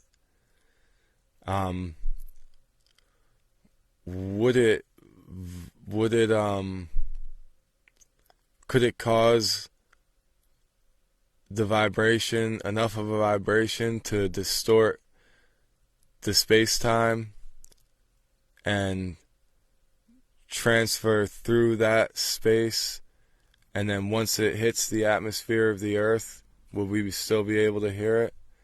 I don't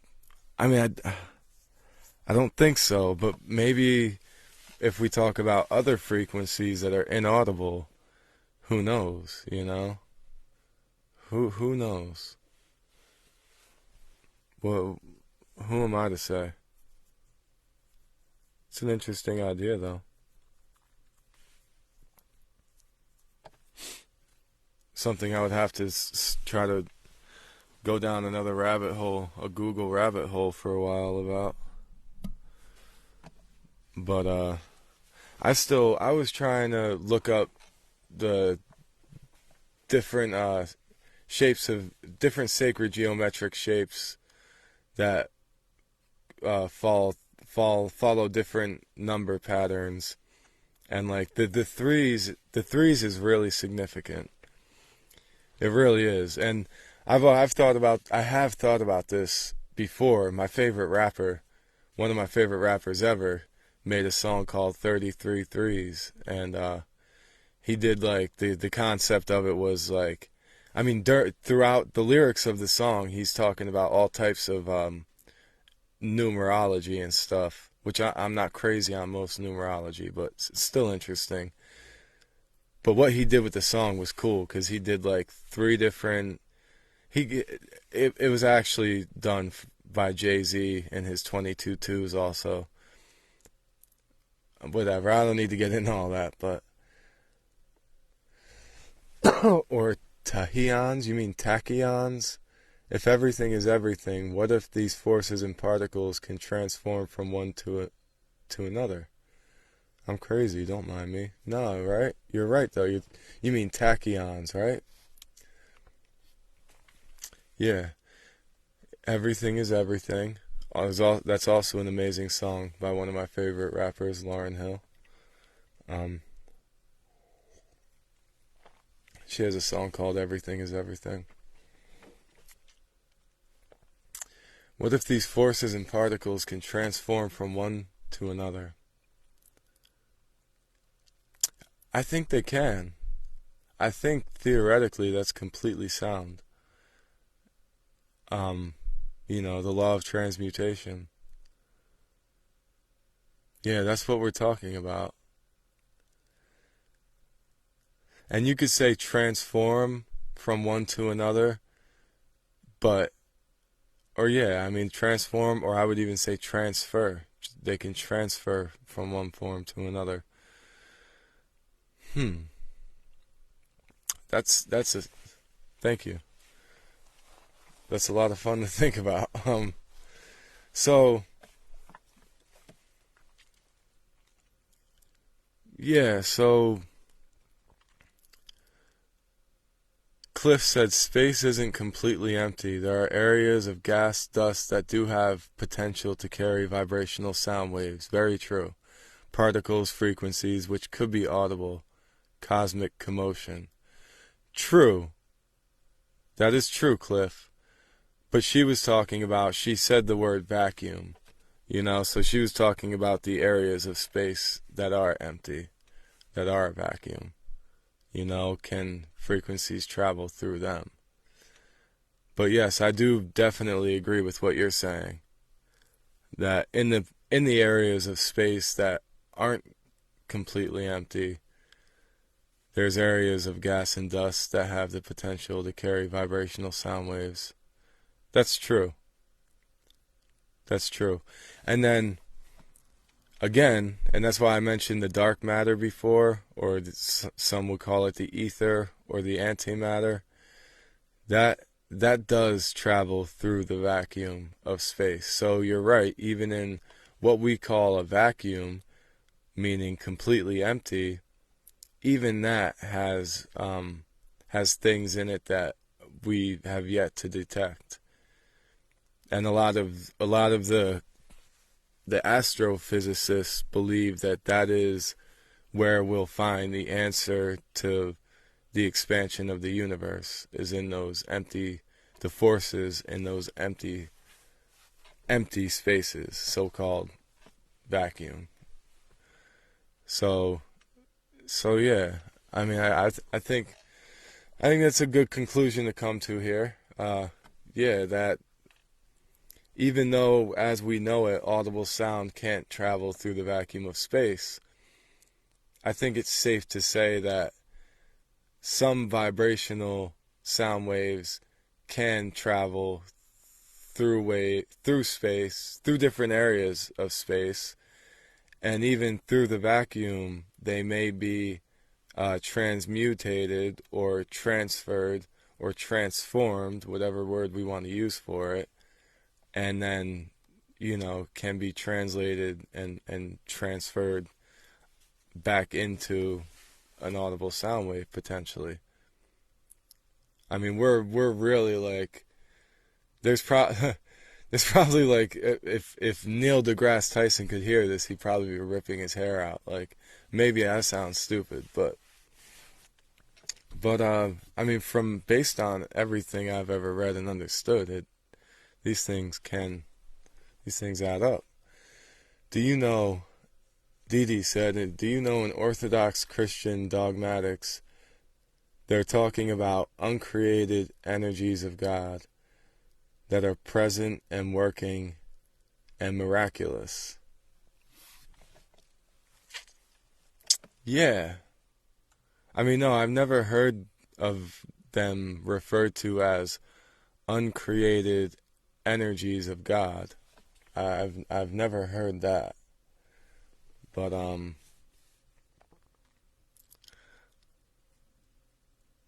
I went hayway, but it's interesting. It is. So, like, again, is this mankind's desire to find that deeper meaning? That's just maybe that is the religious equivalent of what we're talking about scientifically. I mean, I believe it is. They say, there is some saying, and I don't know who says it or where it's said, but they say that God is in the empty space. Um, God is in the missing pieces. That's where you find the answers to God. Like, my phone is at 10%, and it was at 100% when I started this. One of the issues is that I have the microphone. This microphone is plugged in to, what is this? I'm an idiot. I'm having a brain fart. I'm sorry. Whatever this is, damn, I'm an idiot. But, so, whatever, my microphone's plugged into my phone, and the power for the mic is coming from the phone. So it's also killing my battery faster, but, that's why I'm prepared. I've got my mini mics. I've got them all marked, set up, charged correctly, so I should have no issue here. I can charge my phone while these mics are plugged in, and it shouldn't hurt the sound quality too much, and it should be a seamless connection here. We're gonna transfer our sound from one source to another, and we'll see if we'll see if this is a successful connection. Actually, let me turn the mic on first. And maybe I'll plug it in here.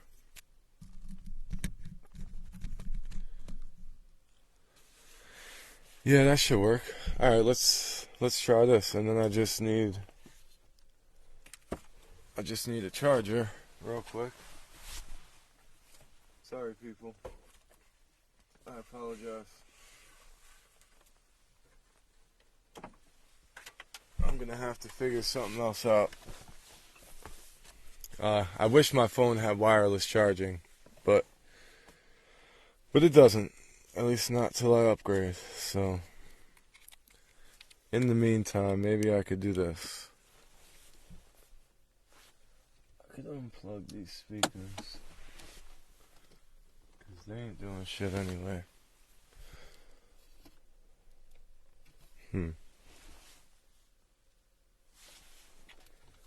That speaker ain't doing nothing either.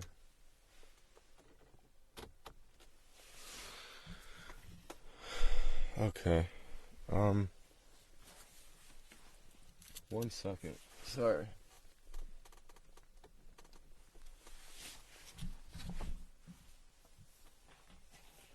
I apologize.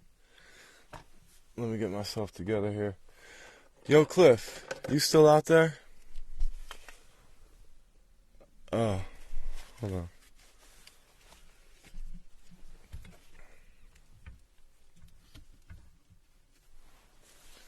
Okay.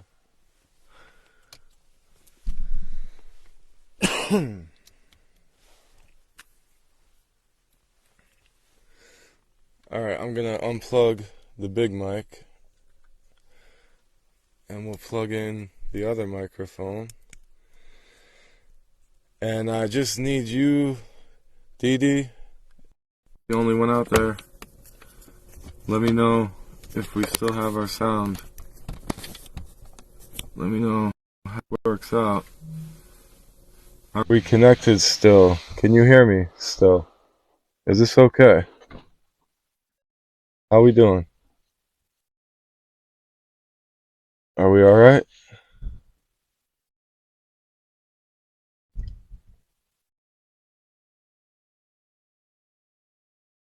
If you guys can still hear me, let me know. If you can't, it's even better? Okay, wow. Who'd have thought the little $12 mic is better than the... Maybe the word I was looking for before when I had the brain fart, interface. My interface. Because my phone plugs into the interface, and then my big mic is plugged into the interface, and maybe I just need to turn up the gain or something on that next time. But okay, cool. I'm glad this is even better. These little mics are, I have like multiple of them, and they're made. I got them mostly for when I want to interview people, and we've had problems with them in the past. But good, I'm glad it's even better now. Uh, cool, and my phone is charging. And then the only issue we would come into with this is that this little microphone also has to plug in to charge, but it won't stay on while it's charging. So this could die on me. But I have a backup one that will connect right to my phone if this one dies. So we're good. We're good for the night now. So it's only 12:24 over here. And like I said, I got a decent amount of sleep last night and the night before. That's pretty rare for me, 2 nights in a row. So I feel good.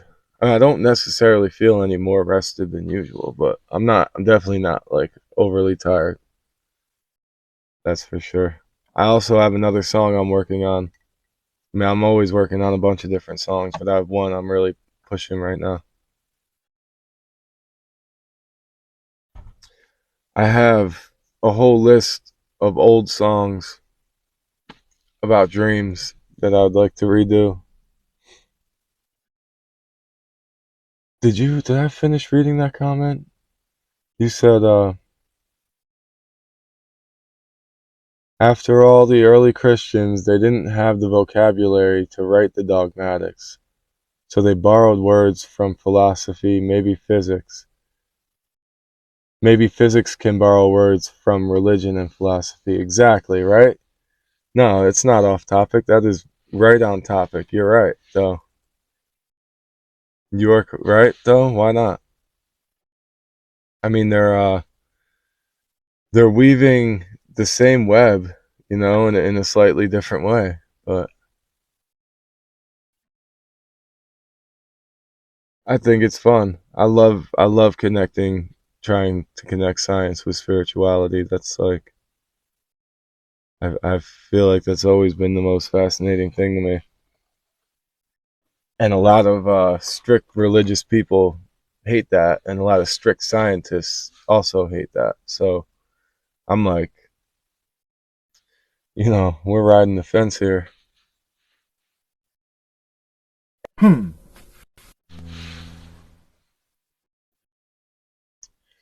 Yeah. So if anybody new out there is watching, throw some thumbs up, throw some hearts up as you come in. Whoever watches, if you're watching the replay, I'm afraid some of the lives I did in the past are going to be getting taken down. I gotta try to download them before they reach their 30-day limit.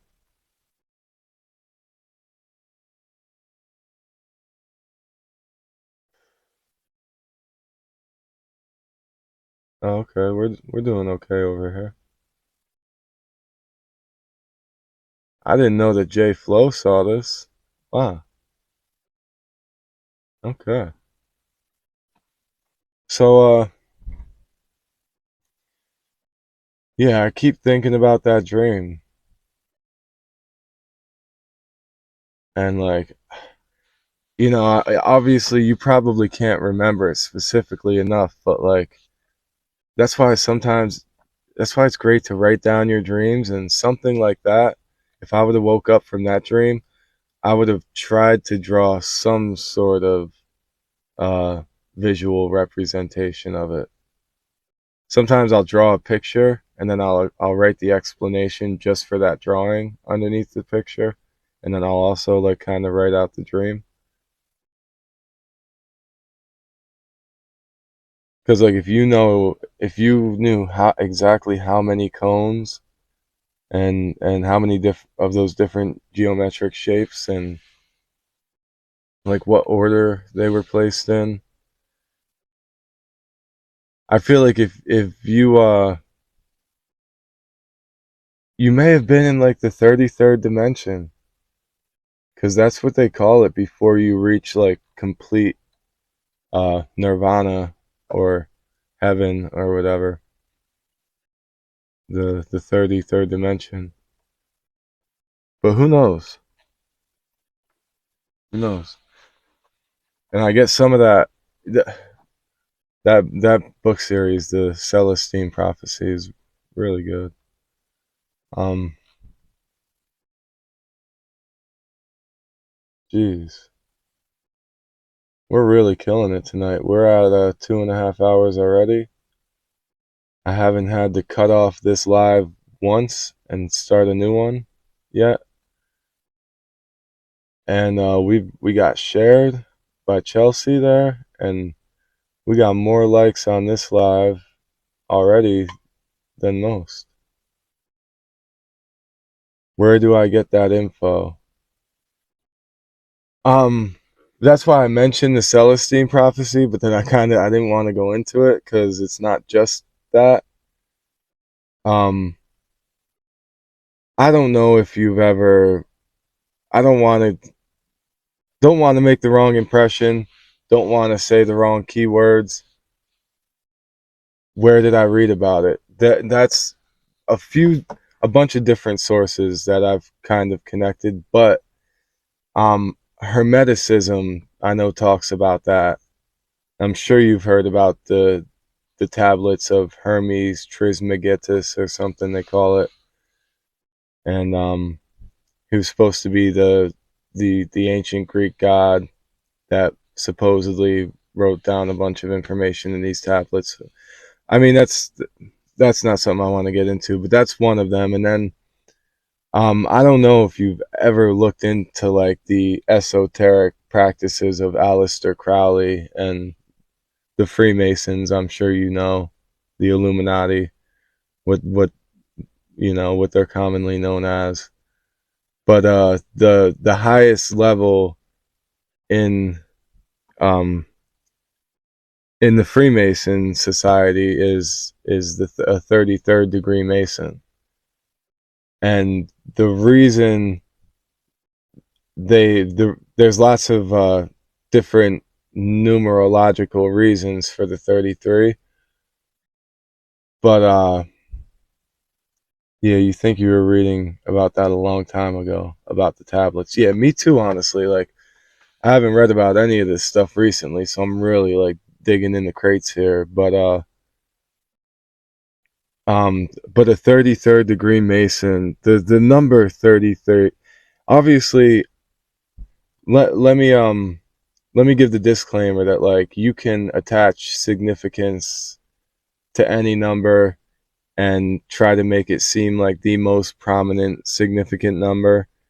The more you look for it, the more you'll find it, and that's why I love that movie 23 with Jim Carrey, because it did make so many universal connections to that number that made you seem like, wow, that is the number. But it's like I've seen people do that with the number 33. So I'm sure you're aware that you were just reading the basics about masonry, but you didn't go too deep. Um, there's a lot of stuff I would recommend on that. I have, see, I mean, there's obviously you can go down a million YouTube rabbit holes and Google rabbit holes for hours. But what really got me started on all this stuff, back before Google was what it was one of my favorite books here called, oh, it's probably backwards for you, but it's called The Myth Makers. And this it's the it says an essay on the anatomy and operation of the American political economy. But this alludes to a lot of um, the cultural symbolism that's shown by some of the secret societies. And I'm not totally in with the Illuminati and Freemason conspiracies, and I'm not trying to push that here because I don't like what it's turned into. I feel like what what we see like on most social media about it Those are the COINTEL Pro, if you know what I mean. You know, the counterintelligence programs to to falsify it and distract people from the actual truth of it. And then we get to a point where how do we even separate the facts from the fiction? You get to a point where nobody really can separate all of the facts from all of the fiction. I don't care who you are or what you think you know. But a lot of these secret societies uh, focused a lot of their symbolism around the number 33, and it gets into this, like the 666 can come from the 33, and um what was it, the 33rd degree Masons, and then there was I'm sure you're aware that 3:30 in the morning has always been recognized as the witching hour, all the way back to medieval times, I believe. If it goes back farther than that, then let me know, because I don't know. But I know since back in the medieval times, 3:30 is known as the witching hour, for various reasons. I guess I'm kind of pulling this information from all different types of sources in my mind, but then okay, so um but then we get into like the string theory, and like I've mentioned before, at one point, and that was something that really like hit home to me, because like I said, one of my favorite rappers made a song called 33 Threes, and he talked about how a lot of the number 3 and the number 33 and a lot of symbolism around it is found in a lot of everyday symbols. Um, that's I don't want to get too much into that, but where where was I going with that? I lost my train of thought there for a second. I got derailed. Um, but he talked about a lot of the symbolism in it, and then geez, what the hell? I was gonna say something. I was about to say something.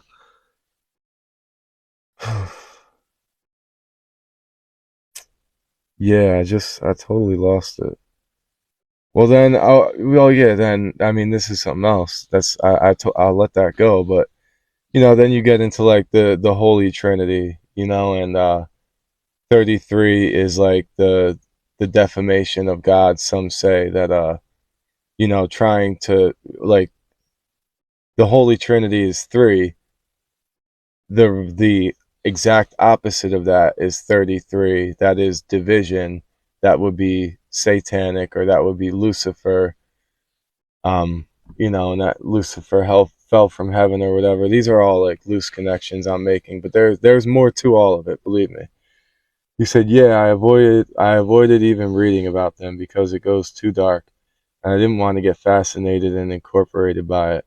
I never opened witchcraft books because I was so sickly attracted to them, and I was too dark to keep a balance to reality. That's smart. I think that's smart, and I definitely commend you for that. I wish there was more people that had the strength that you have to avoid that darkness. But it's so interesting and intriguing in a way, because like there's obviously something ominously dark about it. I think that's undeniable, but the concept of it and the teachings of it are all about light, and then like this. So obvious, I mean, then I'm sure you know that the Illuminati, they believe that they're, the age of it, they believe that they're illuminating themselves. Lucifer translates to the bearer of light. The word Lucifer translates to the holder of light. They are not dark. I was dark. Yes, you were dark. So But there's definitely something dark about these esoteric practices. I mean, Aleister Crowley looking like a grim reaper with his hood up. Yeah, I mean, there's obviously like a lot of darkness that surrounds these things, but their philosophies and their concepts are based around light, which is I think that's there's something really interesting. I'm sorry. I apologize for the mic disruption.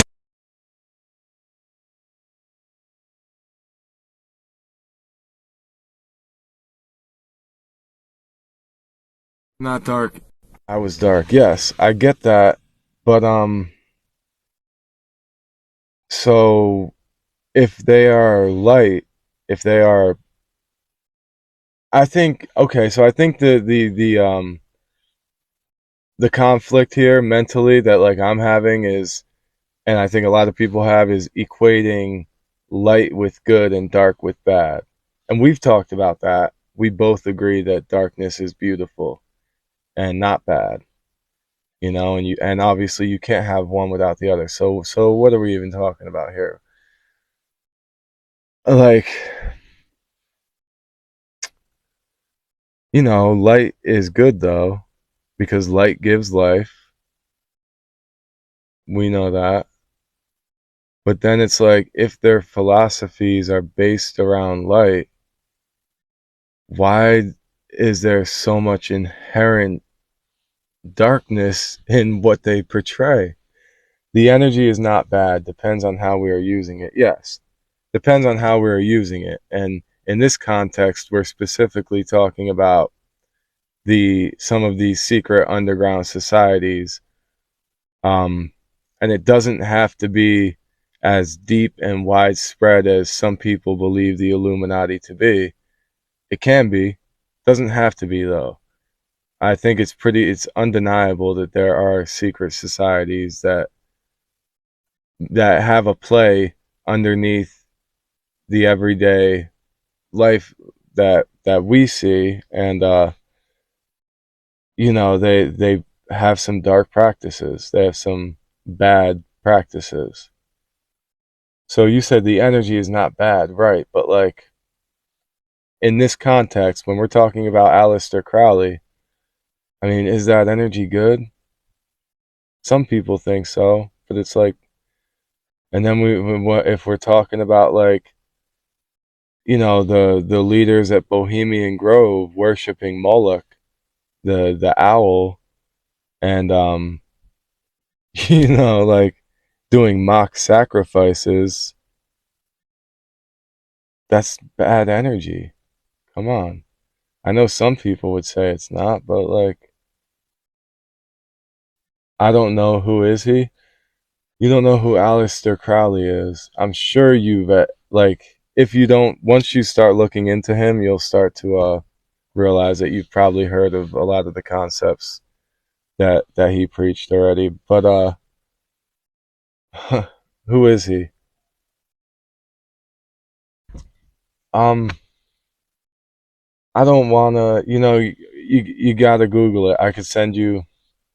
I'll send you some stuff about Aleister Crowley. I know you might not want to go too deep down that rabbit hole, but he was a a prominent esoteric cult leader, I would say.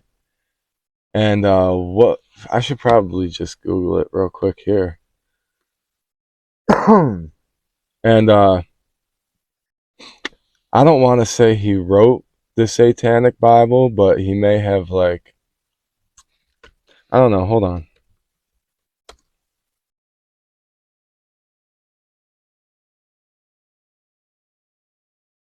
What does Wikipedia tell us real quick? Wikipedia says he was an English occultist, philosopher, ceremonial magician, poet, painter, novelist, and mountaineer. He founded the religion of Thelema, identifying himself as the prophet entrusted with guiding humanity into the Aeon of Horus in the early 20th century. Um, yeah, I mean, I know he was one of the most well-traveled people of his time. He went all around the world and studied all different types of religions. This says Wikipedia says he was born to a wealthy family. Uh, he rejected his parents' fundamentalist Christian brethren faith to pursue an interest in Western esotericism. He was educated at Trinity College. Oh God, don't need to know about him if he wrote that. Okay, maybe he didn't write that. I could have been. I would think I was totally wrong about that. Um, and again, I'm not sure. I'm not sure how, and I'm not trying to be like the dark Satanist here, because I hope you know that like I don't take any of that type of stuff literally. But are you aware he's back? Who's this? Who's that? Suze's art. He's back. Are you saying Aleister Crowley's back? Are you saying he's reincarnated and is with us in another form? Who's back? Um, but Didi, are you I mean, are you familiar with the Satanic Bible and what have you read it? I honestly I don't even want have you read it? Yeah, AC. Okay, you're saying Aleister Crowley's back 2023. Maybe. Very possible. I'm not going to say he's not. And like I'm definitely not here trying for the light God man. Yeah. So are you saying that's a good thing or a bad thing? Basically, is it like the devil's arisen? Because I never like to look at him in too negative of a light, but there's there's a feeling, you know. Dee, have you ever read any of the Satanic Bible? Because I actually read it once. I mean, it's obviously so dense. I would have to. What is my belief here? My belief here is is I am not grounded on any of it. But you said no. I told you you didn't touch dark books. It was too fascinating for you. Yeah, and like I said, dark. But you said they weren't dark. You said you were dark, kinda. Well, you didn't say that, but that was before. But like, so what is my belief here? My belief here is that these are all just different interpretations and on the dichotomy and the duality of reality. That is my belief. That is my belief. If that makes sense to you. I mean the yin and the yang and like you can't have one without the other. I believe that. At least you can't have observational experience without both. So I neither support nor reject any of it. Same with religion. I don't fully support any religion or fully reject. Well, there might be some of those. There's some religions I definitely do reject, but not all of the prominent religions. You said light and dark embrace both forces of love. Interesting, right? I can't disagree with that. I can't disagree with that. Light and dark embrace both forces of love. Interesting, right? Though, because like I don't know if you were there before when I mentioned it, but yeah, it's like I think a lot of us as humans in this modern society struggle with equating darkness with hatred and fear and light with happiness and like good and contentment, but it doesn't. I don't think it's that black and white. you know, I might have made a wrong statement. I don't think you made a wrong statement, Dee Dee. I think I see where you were coming from. Maybe, yeah, but maybe you didn't realize at the time that when I was referring to the secret societies or whatever, that I was.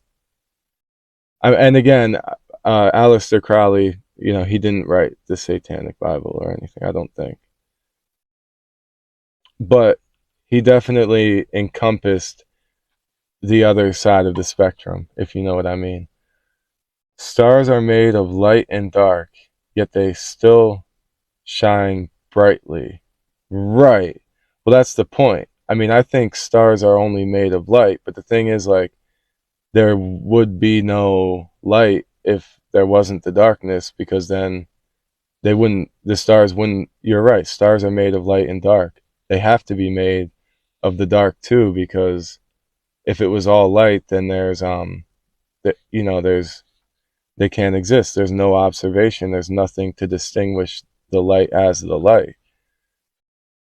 And without those specks of light, there's nothing to distinguish the dark from the dark. So yeah, that's exactly, yeah, what you're saying. Yes, and that's what I said before. So like light and darkness both are necessary for observational experience.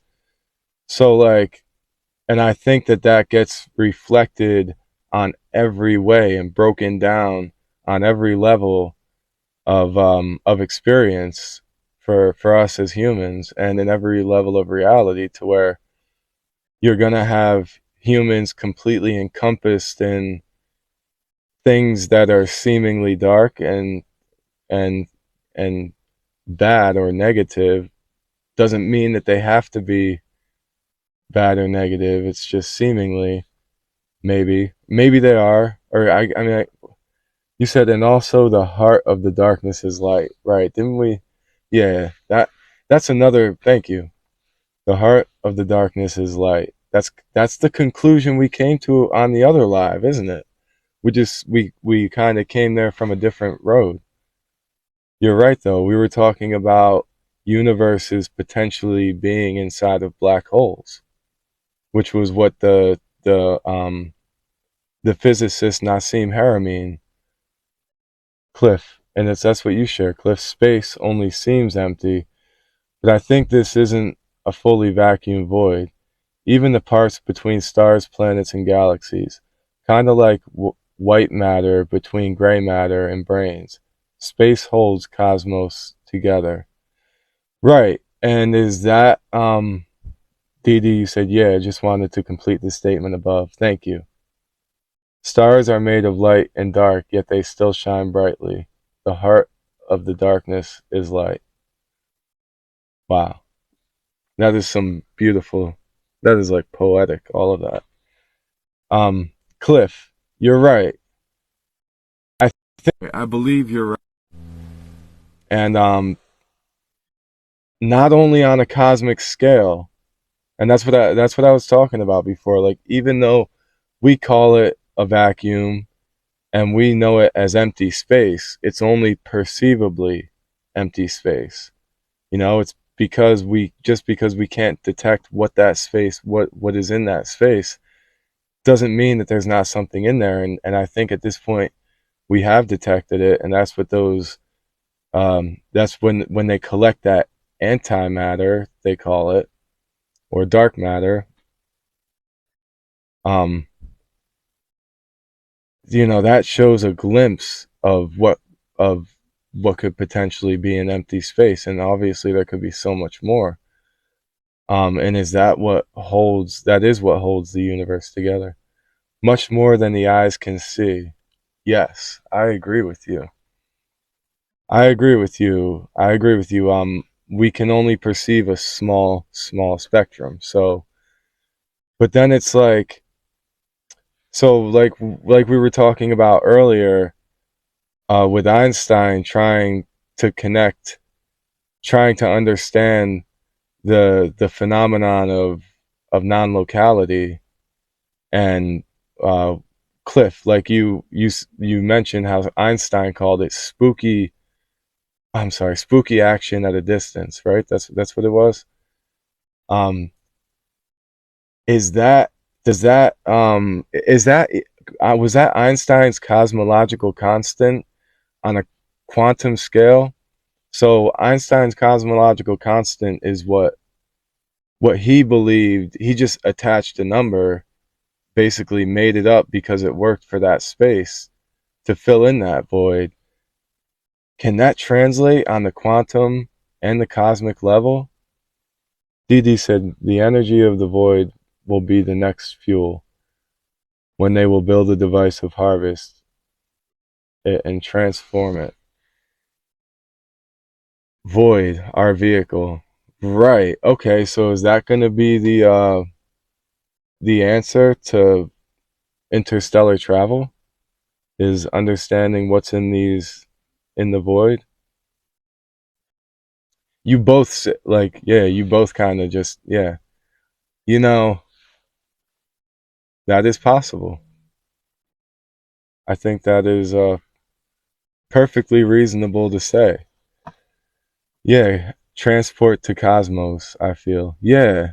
I, yeah, so if we were gonna manipulate gravity, it may be through these pockets of what if we can understand what this undetectable matter is, which there may be a bunch of different undetectable matters in that empty space, and you know the dark matter, the ether, the antimatter. Yeah, if we can find ways to harness these, not only harness them, but to because we can measure them now. We can measure some of these things. Is that the answer to traveling the cosmos? 0 point modules. Right. And then that's when we get into what is that, like Planck's theory about 0 point? Yeah. And then are we traveling, is would that be the secret to traveling the cosmos? Then are we also time traveling? You put up a question mark. What do you have you ever heard of what was he? The physicist Thomas Planck, or I think it was Thomas Planck with his 0 point gravity.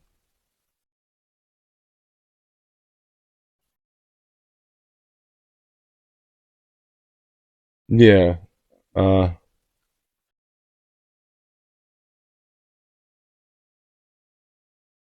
well, I mean that's a whole nother rabbit hole to go down. But yeah, the Planck scale and Planck gravitation, yeah.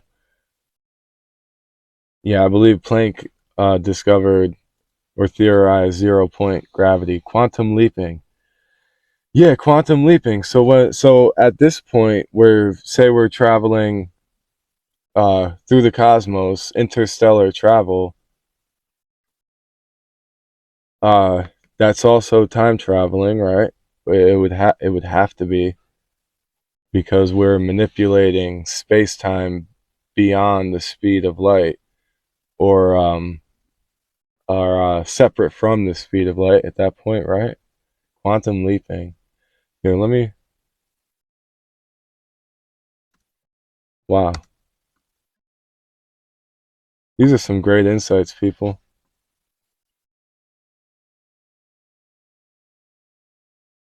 Oh, okay. 0 point module. Ancient power source containing. Is that what they believed the pyramids were? Containing energy compatible with ancient technology, including the stargates. Okay, then we get into stargates. Cylindrical in shape and approximately 28 centimeters in length, and derives its enormous power from vacuum energy drawn from a self-contained region of subspace time. Okay, so now we're talking. This is where we connect ancient technology with modern technology, and will that be our answer? And is that what happened to the Atlanteans? Is that how they disappeared? By discovering space travel? I don't know. So I know a lot of people, if a lot of people jumping in on this conversation that probably think that I'm out of my mind here. But I guess it makes sense. I guess that all of that makes perfect sense to me.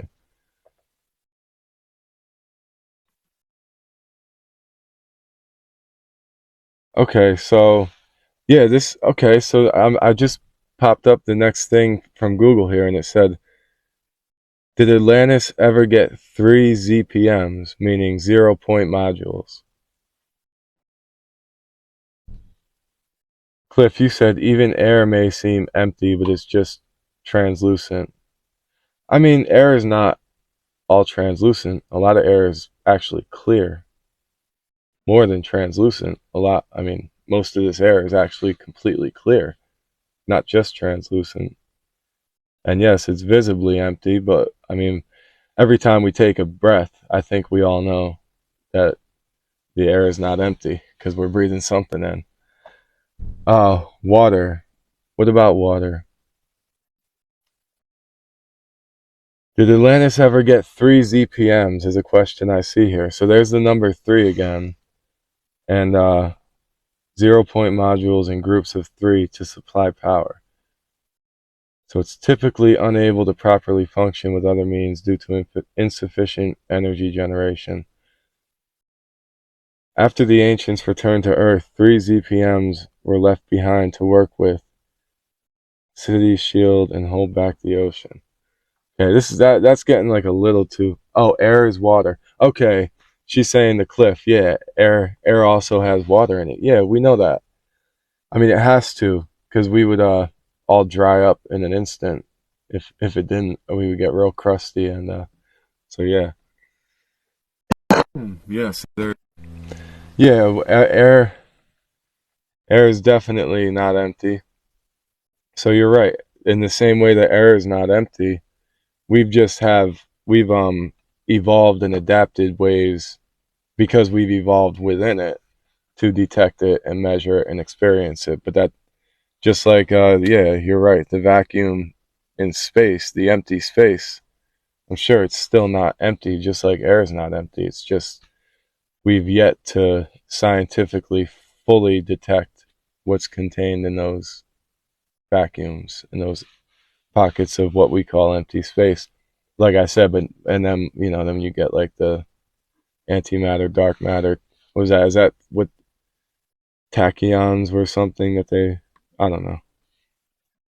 I don't even know what I'm talking about. But yeah, 0 point modules. Okay, and so wow. So I've learned a lot tonight. I've come to a lot of interesting conclusions, and yeah. So Dee Dee, when we were talking before about that dream that you had where you raised your frequency and you saw those shapes and you heard that sound, and I was explaining that you may have been on the 33rd dimension, whatever dimension you may have been on, regardless. Suzus, you said you have little knowledge on this, only what is felt here. Yeah, no, you're doing great because I think whether you realize it or not, I think intuitively you have. I don't even know who you are or where you came from, but I appreciate you uh, because you're right. I mean, I don't disagree. I haven't disagreed with anything you said, and trust me, I'll let you know any opposition I have. But like, I think intuitively you have a lot of knowledge on this. Cliff, you said vapor. Cliff, oh, you're an artist. Well, yeah, I guess that makes sense. Okay, beautiful. I'll definitely check your stuff out after this for sure. If I may have already, and just you know, I'm bad with names in person, and I'm also bad with names on Facebook. So I'm bad with names and faces, and then I'm bad with profile pictures and names too. So I'm sorry. It took me like over a month to learn Cliff's name. Cliff, you said vapor. Yeah, don't get started with the vapor, okay? Don't even start with that. But yes, you're right. Exactly. Um, yeah, 0 point modules is something really interesting, and And Dee Dee, like we were talking about with your dream before, and I was trying to explain that you may have been at a frequency where you could detect those things beyond what's normally detectable from the human perception. Um, and you know, I mentioned how when you raise the frequency, particles separate and become less dense.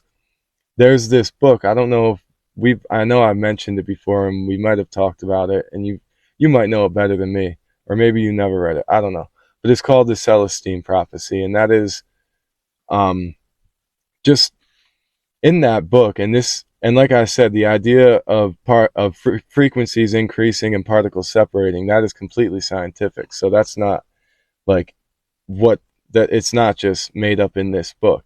But in this book, they take that concept and they turn it into the idea of people meditating to the point where they actually become lighter.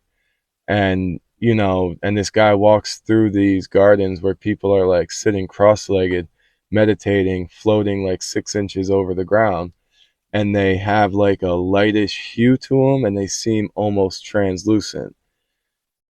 And the book never made the connection um, between heightened frequencies and the separation of particles, but I made that connection because I mean I've learned it in physics. I learned it in chemistry.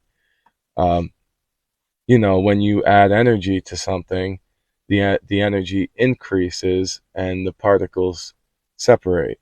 You know, usually it's heat is the energy that you add to it that increases the frequency and causes the particles to spin faster and faster, and that trajectory, the centripetal force, causes them to separate more and more. So with that theory in place, if we could, because we all know that every body has a measurable frequency, this is where I was going with it before and I never finished.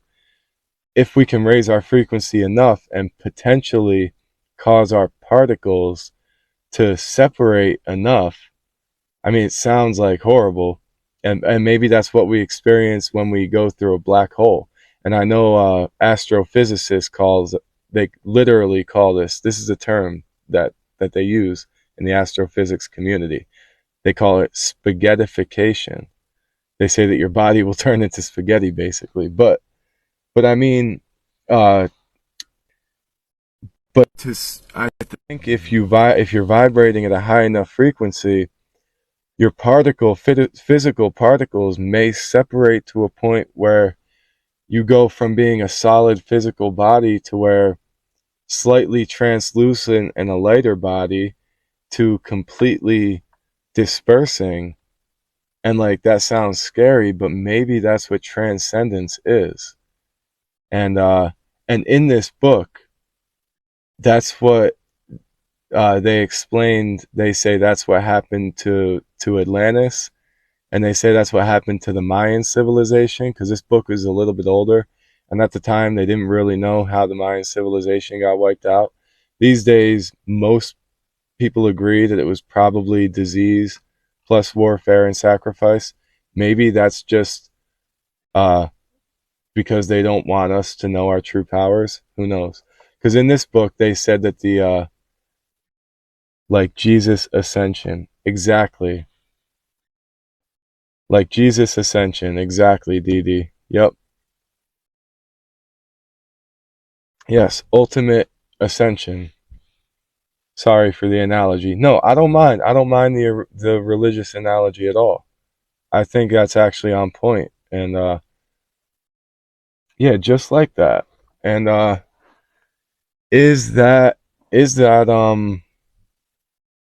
I mean there's so much packed into that idea.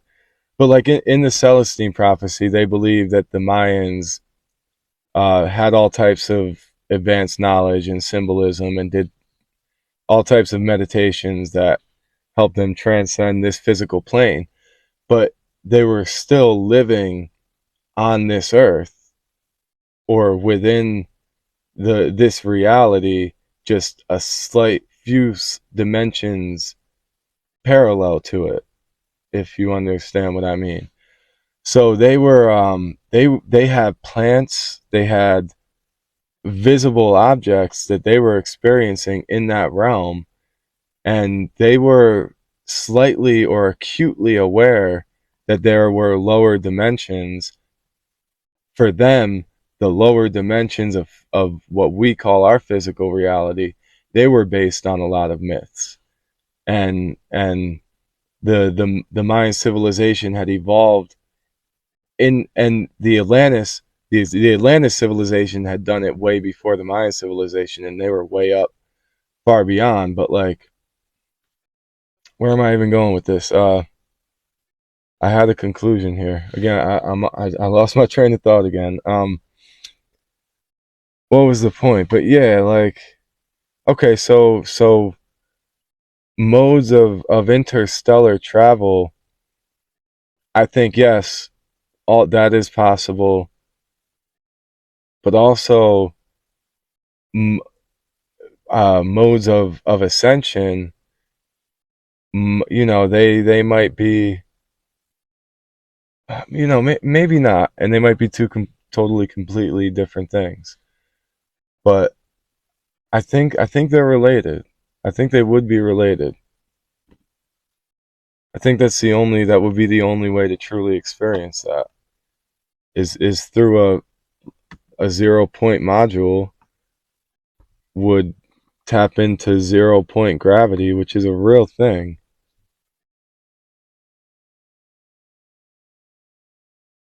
The idea of 0 point energy is that there is a finite minimum amount of motion in all matter at absolute zero. Okay, okay. I find that hard to believe, but well, no, maybe not. Not in all matter. Yeah, there may be an absolute zero to actual matter. Yeah, I could see that. And then when you get beyond that absolute zero, where do you go? Into what would perceivably be a negative, or just the other side of the circle? Interesting. I'm going to be reading more about this in the next few upcoming weeks for sure. You know, and then you can get in, and then we get into like the significance of minerals and gemstones and crystals. Because as much as some of you know, I'm not so crazy about the too much of the charlatan magician stuff. Like, I've always been fascinated with gemstones and crystals, and I don't, not even by choice. Like, it's always reached out to me, and I get the idea. And people have made fun of me and mocked me a lot for it. They're like, "Oh, you got your magic rocks," you know? They're like, "Oh, you believe rocks have magical powers," and it's like, I see where they're coming from, and I appreciate that perspective. Even I do. But I can make a strong argument for it, and I think it's undeniable if you actually look at the evidence. I really do. Uh, well, do we? I don't even know if I should get into that now, but like, and how that relates to this. But I do believe that gemstones and crystals can have an effect on our frequency, and I don't just believe that that is a fact. But I definitely embrace that every day. That's what this is, a quartz and then a black obsidian stone. You know, this is not just like some porcelain or anything. And then I got my selenite wand up here. This is my small one, but I have a really big, probably doesn't look too good from there, but I have a really big one inside. And uh I I've got quite a collection of gemstones. We are crystals creating infinite human powers. Well, you could say that. I would say, like, what distinguishes us from a crystal and why we use different words is because, like, you know, crystals have like a solid shine. But you're right. Crystals, we're all silicon based, carbon and silicon based form based. I mean, so you're right. Essentially, we are crystals creating infinite human powers. Uh, like I see where you're coming from with that, because all of those crystals are silicon based and carbon based, and we're all essentially the same. It's true. However, it's been transmutated. Dee, you said you have boxes full of gemstones. Love your gemstones. Jewels made of gemstones. Yeah.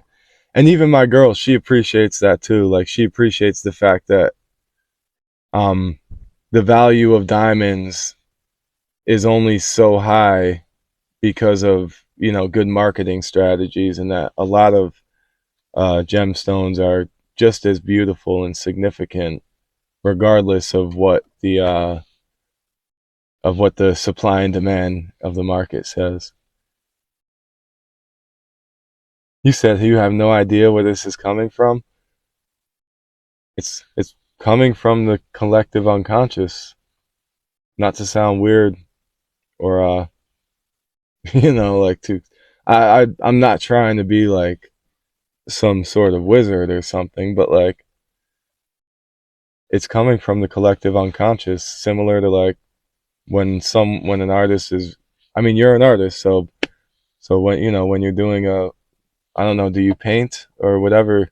When you're doing your art, where does that come from?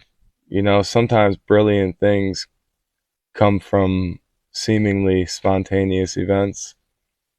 And I believe that comes from what Carl Jung called the collective unconscious. But you're right about the crystals, so that's what's interesting about it.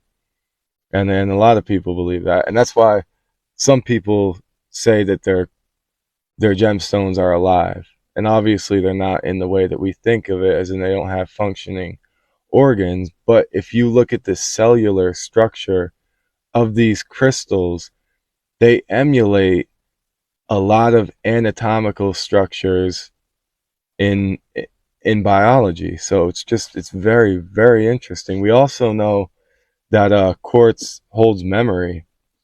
We know that water holds memory, but silicon based minerals hold memory better than water. Quartz is essential in like memory chips and stuff like that. Just this simple. I mean, and I'm not making this up. This anyone could look this up or correct me if I'm wrong. But no, we use quartz. We use silicon based minerals in memory chips predominantly. You said yes. Take a look, but send me friend request because my page is on private since the satanic fools attempted to infiltrate your page. They can be vicious, right? The internet can be brutal. I get it. Yeah, I'll take a look and I'll friend request you. I appreciate all your input. You're very intuitive for sure. But yeah, you know,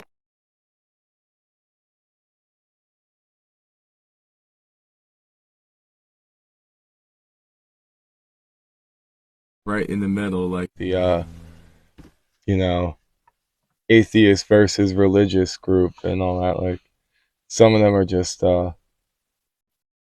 too much, too much. I definitely have had to unfollow a lot of them. No sound. I lost my sound.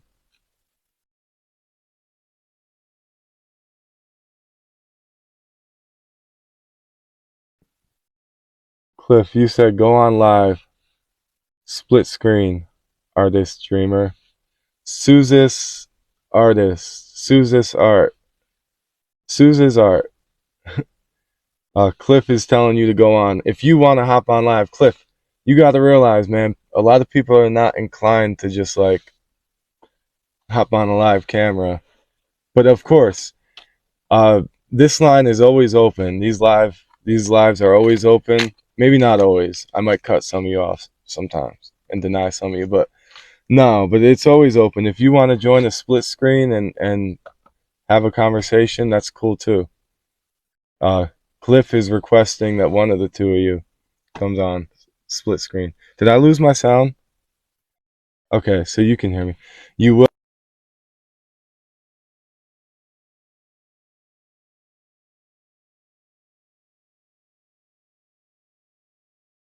and I'll be here every Friday night.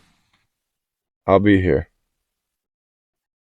These are the dream sessions. So yeah, let's do that for sure when your ex isn't around.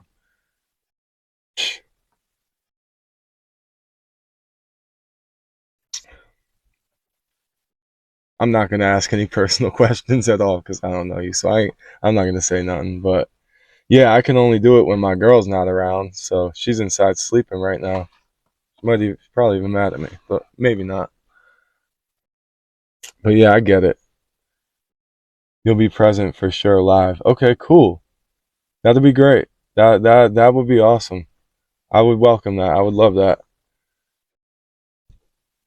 Sound goes off from time to time. Hmm.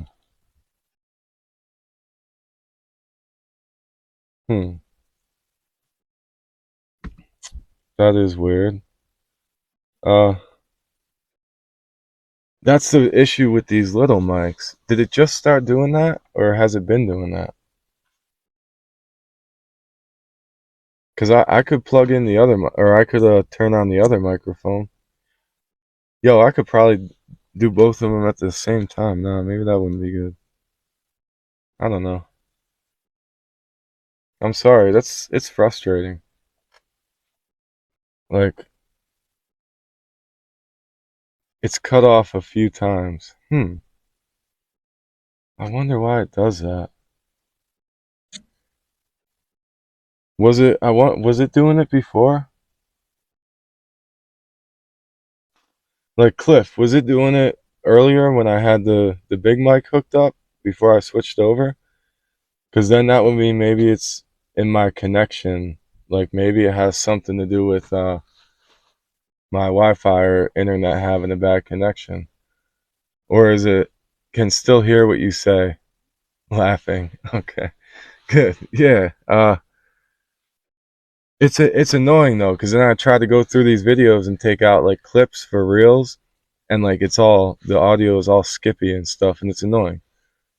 And they say like people will put up with uh, bad camera quality, but they won't. But the people are more likely to click away from bad audio quality. So I'm like, I'm over here trying to get the microphones right, but I can't get the sound right. It's frustrating. So I don't even know what to do about that because like, I mean, everything looks all good. Everything's tight. The internet shouldn't even be bad because like everyone's sleeping. So I'm the only one on here.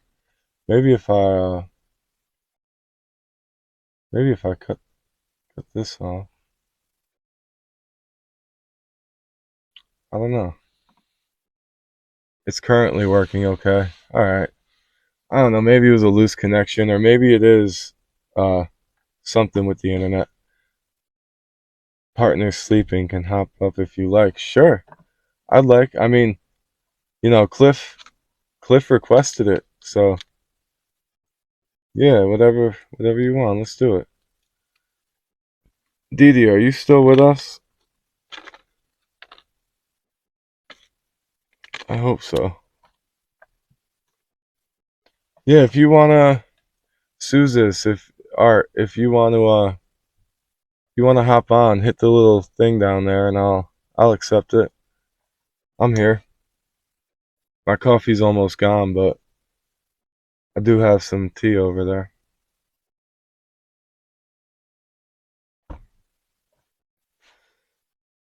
This might be. Oh, hi, Didi. Okay, I'm glad you're still there. I do this for you. I hope you know. No, not really, but kinda. Uh, what little thing? Okay. Oh yeah, you found it. Okay, you got it. I think you got it. Let's see if this works. Okay, it says couldn't add guests. This person was unable to join because of technical issues. Huh. Maybe try it again. I wonder if it's my fault. Sometimes it doesn't even show the option to join. Like, Facebook is weird.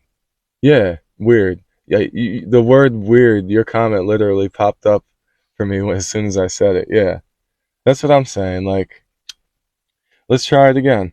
Maybe one of our connections isn't stable enough. Like, maybe, and it might be mine. Maybe my connections. It did, but not now. Now it doesn't show you the option. Yo, Cliff, does it show the option for you? Why does it do that? Yo, this is why I'm trying to move on from streaming through the Facebook platform. Like I need to do it. I need to do it through like StreamYard or something. Cause Cliff, do you have the option to join? Do you see it? Cause go off then back on. Man, I was just gonna say how this is like definitely. Yeah, weird, right? I was just gonna say how this has been like the most successful dream session yet that I haven't had to cut off. But it's been solo this whole time. So yeah, if I gotta turn it off and then get back on, you still have the option. So Cliff, you have the option to join. Suzis, I'm not sure if I'm pronouncing your name right, and I'm sorry if I'm not, but uh, you don't have the option to join anymore.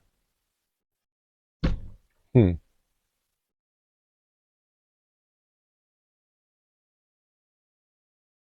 Oh, he's telling her to. Okay, he's telling you to. Didi, you have it also. Just the paperclip, huh? So, can you try to Cliff said go off and back on. Maybe try that if you want to. Try to like I don't know, maybe like close out your app and then come back here. I don't even know how you found me, but if you DK Dreamkeeper, I could even maybe like request. Okay, there I see something. Yep. Okay, I see you. Let me hit accept and see if it works. Okay, it says if they accept, they'll join on video or with audio only. Okay, it says you're adding. It's. I didn't know there was the option to do. Oh no, it said connection failed again. Hmm. It don't. We almost got it that time though. We almost got it. It got closer. I'm wondering. Let me cut off like my laptop. Maybe it won't eat up as much space for my Wi-Fi. We need another platform, right? I feel you, but like man, I'm married to Facebook at this point. Like Facebook is where all my people are at. Facebook is the easiest for me to navigate by far, and it's still a pain in the ass because of all this. Excuse my language, but like we do need another platform. My issue is that I have more trouble navigating other platforms. DD. Yeah, this is like, yeah, Facebook is where my people are at. And also, like, I mean, you know, people from high school, not that I talk to any of them anymore, but like, married. Yeah, I just mean, Facebook is the one I work with the most. Okay, I'm gonna try to add again. Okay, we're adding. We're adding. We got this. Come on. Come on. It's trying. It's working. It's struggling. It says it's adding. Come on. Come on, I got the laptop closed. It's not using up no extra internet. I should have a great Wi-Fi connection. I'm like 10 feet from the router.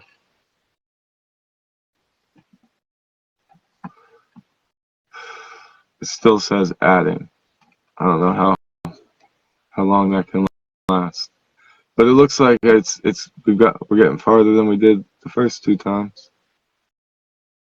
I apologize about this. I wish I'm gonna download, or I'm gonna end up paying for an app so I can a streaming app, and it'll let me stream to Facebook, TikTok, YouTube, and it's supposed to make things more intuitive and more user friendly and smoother.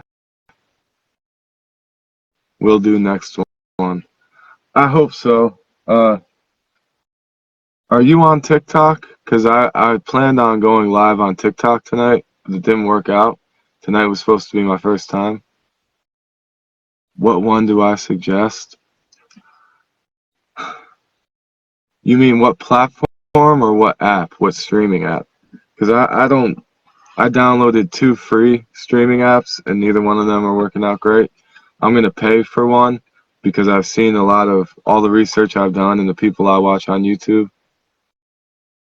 They recommend it, but StreamYard is an app that's supposed to make it really easy to stream to multiple platforms and to have people join you in split screen, and it's supposed to be smooth and intuitive. You don't enjoy TikTok? Me neither. A lot of my trust me, I don't enjoy TikTok at all. There's nothing about TikTok I really enjoy, but I don't enjoy any of them. Like I can't navigate Instagram. It's trash to me. Like it's probably the next easiest behind Facebook. You'll download StreamYard. Okay, well my issue here is that StreamYard I think they have a free trial, but you have to pay for it. And I think StreamYard is like $19.99 a month. And it's like who's gonna pay for that? That's what I've been struggling with. So I tried to find a few free ones, but they're not working out too well for me. And so I will end up downloading one if you don't, because I want to be able to do this. And this is like I said, I do this every Friday. This is number 13, but I don't know.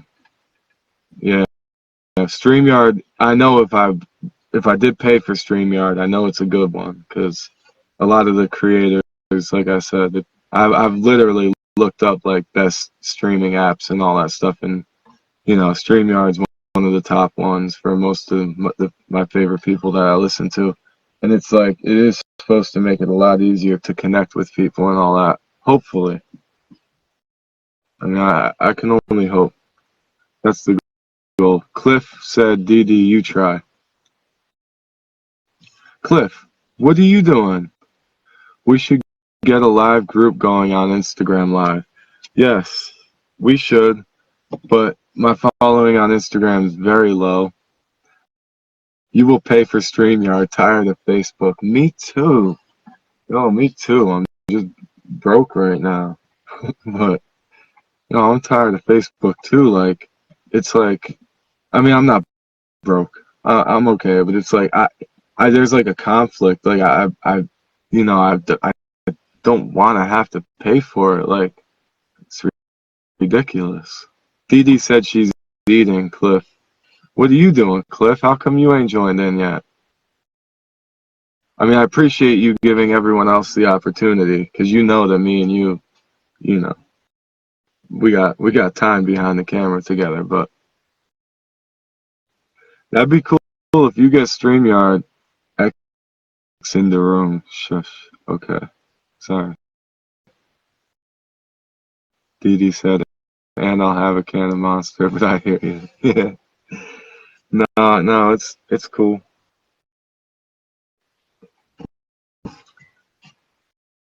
It's cool, yeah. We don't have to. Yeah, I won't talk about but yeah. However it happens, I got to get these lives down smoother, and I'd love to. I love talking with you, all you guys about this stuff. It's a lot of fun. I don't know why your ex is worried about how much money you spend. Like, jeez. All right, let me stop. But yo, Cliff, why don't you get a StreamYard, homie? Oh, you said that's why it didn't work, possibly. Hmm, maybe that's possible. Yeah, 'cause I know when I got the kids inside and everyone awake and ever on their phones and using the virtual reality thing, 'cause that like takes the internet and and the baby watching the TV, everyone on the Wi-Fi. This stuff, it's not very smooth at all. I have a lot more issues with this. So there's something with the bandwidth or the bit rate or all that type of stuff that I don't understand. But yeah. I don't know, but I'm tired of it too, and especially if I want to be doing interviews. And tonight was supposed to be the night. I thought that app was gonna work for me. I was supposed to be on TikTok here this whole time. I don't know. It's frustrating at this point. And again, I must say I can't stand TikTok either. And like I don't dedicate much to that. I basically just recycle all of my content from Facebook onto TikTok. But but I know people that get paid from live streaming on TikTok because TikTok pushes your stuff out to a broader audience, and like people just like send these virtual gifts that you can cash in for money or whatever, and people reach like a broader, wider audience on there, which I feel like I don't know. I also do Instagram and I do the X or the Twitter, and I also do YouTube, but like and YouTube is probably my next favorite, but like Twitter and Instagram are trash to me. I don't even know what's going on those apps. Like Instagram's okay, I guess, but I can't really navigate any of them. I don't like how limited all of them are.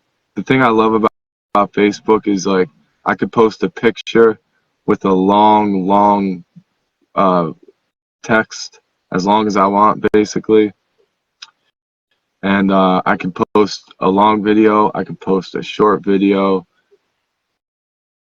Anything. You can like the possibilities are endless. Every other app has so many other limitations. You said what channel on YouTube? Look up D.K space Dreamkeeper. DK Dreamkeeper on YouTube.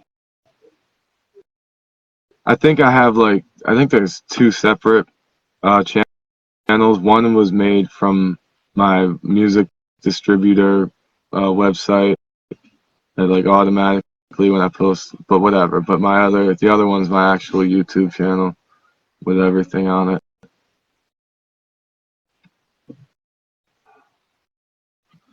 Cliff, you asked me which app do I use to caption the vids. All of my videos are edited. When I do the captions, that is it's called CapCut, CAPCUT, and it's great for the captions. It has saved me so much time in my life, especially for lyric videos, because it gets like 90% of the words right. I always have to watch it and go through and change like one or two, but man, what a time saver.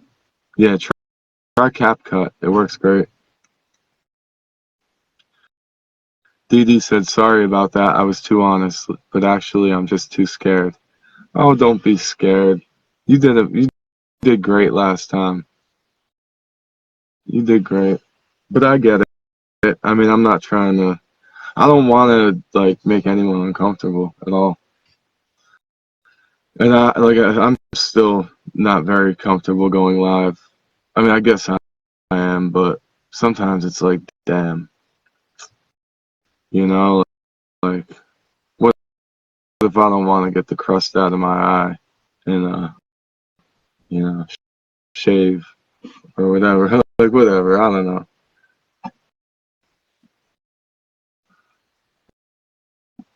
Cliff, what are you doing? Because I'm getting to a point where like, how long has this live?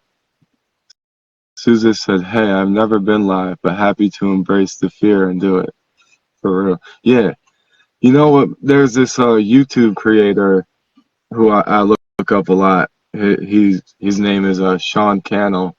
He has the Think Media channel. They also have Think Media podcast. I don't know, but we'll do book reading this week. Yeah. Uh, but yeah, Sean Cannell. He says when he was talking about going live, what really hit me, he's like, what you got to do is just turn that camera on and punch fear in the face, you know. And I was like, okay, yeah, I kind of like that. Maybe I shouldn't have to look at it like that, but I do. I'm like, all right, I'm gonna punch fear in the face and just do it, you know. As much as I know people are gonna judge me out there, and everyone's gonna have their own thoughts, and I do feel uncomfortable, and I don't like to feel like eyes are on me, and I've always been slightly more introverted and never enjoyed being the center of attention, although I end up being the center of attention a lot. I'm not like naturally extroverted like that. So I understand. You would have tonight, even though you felt anxious. Hey, you hit that button and you tried more than once. So I give it to you. You weren't like, oh, I tried, that's it. No, you actually tried. Thank you. And I'm sorry it didn't work, and that really bothers me. It's like, I gotta get the StreamYard app. Cliff, you said you have Manycam Enterprise lifetime for live streaming. Oh, well, what's good, homie? Dee Dee saying, yeah, she went live for the first time here, and she did great. And it's not like it's almost like riding a roller coaster. At least for me, I don't know about you, or a lot of scary things in life. Well done, Dee Dona. Yeah, she did great, and it was amazing talking to her. And for me, it's just like riding a roller coaster. And I taught this to my kids at the amusement park. Like, it's really scary the first time. You don't even know what you're scared of, but you know it's scary. But then once you do it, it's almost like, hey, that wasn't so bad, you know. And it kind of you want to, you get more and more comfortable with it as you do it. I guess naturally with most things. But yeah, but even still sometimes, like, and if you haven't done it in a while, you go back and you might get that feeling again, that feeling in your gut. But yeah, I completely understand. But it's awesome. It's really cool, actually, and I've enjoyed this. And I always say I was so anti-social media for so long. X is scared to get his music out. He self-sabotaged. Yeah, I get that. I get that. I've been putting my music out for as long as I've been capable of putting music out. So, uh, your ex got to punch fear in the face. And I put out horrible music for years. Like, not not content wise, but like I put out horrible sounding music, horrible quality. But I've never been like the type to very be in people's face with it, so I'm not saying I was like that. But I still share it. I mean, to anyone who's actually willing to listen. I've never been scared to get it out. So there's been like people, sometimes like if I get a new job, I'll work there for a while and people are like, they finally find out I make music and they're like, like, why didn't you tell me sooner? And it's like, you're probably not the type of person that's going to like my music anyway, so whatever. But if I see someone who seems like they're into something somewhat, I'll put them onto what I do. I did back in high school. I was handing out CDs, but I understand like the fear or the inhibition. I can definitely connect with that. He's wasted on store support. What do you mean by that? Oh, he's wasted on store support.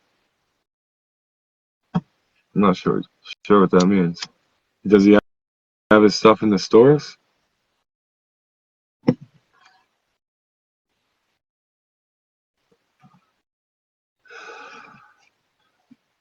And even, I mean, doing these lives, I can equate that to like going live on stage. That was a big uh, that was a big one for me, because he said he's in service to others via supermarket's team leader. Okay, I get it. His job, I get it. I understand that. I was there too, and I'm still kind of there now. Like my job, not so much. My job's not that encompassing, but yeah, I get it. You know, your job can definitely hinder your growth as an artist. You know, that's the sad tragedy of the working man. And I've fought that. I've I've really fought that tooth and nail my whole life. Still, I mean, I still battle, but I've always refused to let that stop me. It's definitely held me back. I mean, I think of all the hours that I worked, if I could have been making music or researching or cross-referencing my writings or something in those times, like how much more I could have contributed to humanity. I wasn't over there carrying pallets of wood or digging holes or washing dishes or flipping burgers or hauling boxes, which is, and whatever. Researching freight is what I do now. Like, I get it. I feel for your ex, but you know, I I think more people need to get in touch with more passion. And I've refused to let my job stop me, but I've sacrificed a lot of other things. I mean, my girlfriend definitely has to have a lot of patience with me, because like I'm out. If I'm not working the next day, I'm up all night writing or reading or both. Born to philosophize, forced to work. Exactly, Didi. I remember that meme you shared. I love that. Yeah, but you know, it doesn't have to be either or. Born to make music, yeah, and I believe I'm philosophizing in my music. At least for me, I am. You said he gave up his job this week in pursuit of what? I mean, good for him, or not good. I don't know. Is that? Jeez, I don't know. I mean, me personally, if I didn't have kids to take care of, it would be a lot easier. And I used to do a lot of shows and stuff, made a lot more music, had a band and everything. He gave up his job for music this week. Okay, here we are. Okay, beautiful, scary, but beautiful. Uh, that's like, man,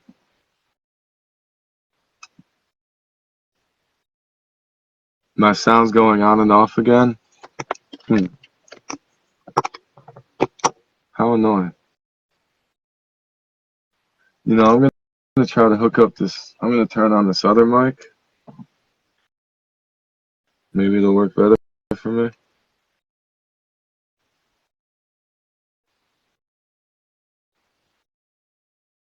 I don't know. I hope this works good. Uh, Let me know if that works. Is it still going on and off? Is it even worse now? I don't know. Uh, so he quit his job.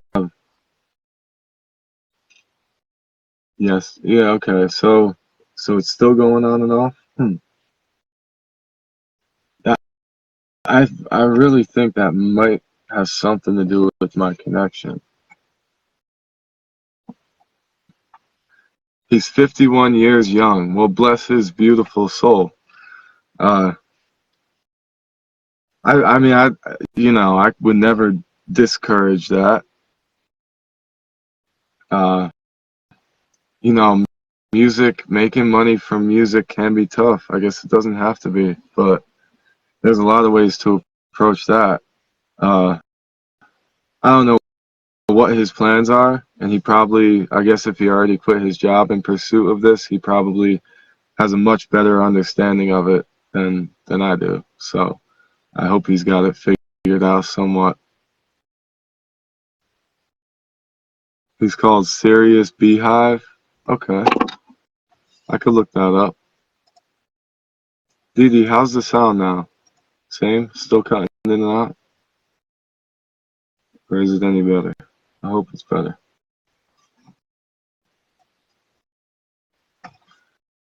Serious Beehive.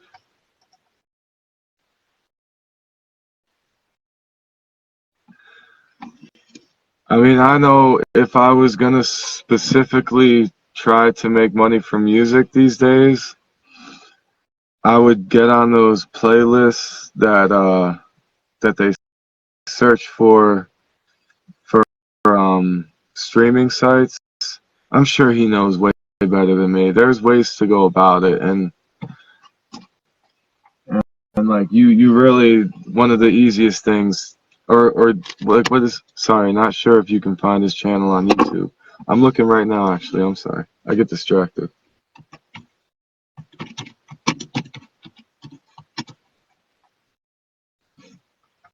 Yeah, I see him right here. I subscribe and all that. But he has one video up.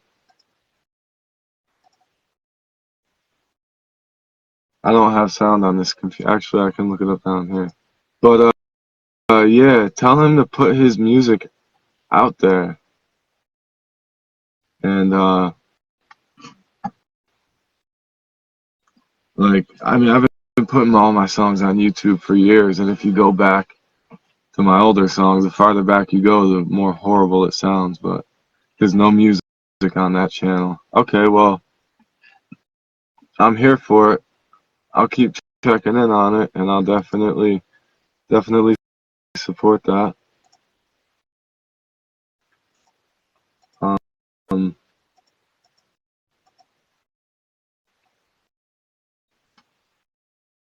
yeah, yeah, he's got to get that music out. You know, I was gonna, Cliff, you said you read you can invite up to 5 guests on TikTok Live. They don't need to have over 1,000 followers. Yeah, whoever does the inviting has to have over 1,000. But yeah, that's why Justin was gonna invite me on his before, because he already had it. He's got like 6,000. So he said, but I mean, I'm trying to build my platform and show the algorithm that I'm being consistent. So when I host the lives, it's like he said he's still being negative, has no self-belief. You've tried. The rest is up to him. Yeah, it's true. It's true, but he must have some self-belief if he quit his job. Or did other things kind of fall through for his job, and now he's deciding to saying he's going to pursue music. I don't know. Because, like, if he has no self-belief, then why do he quit his job?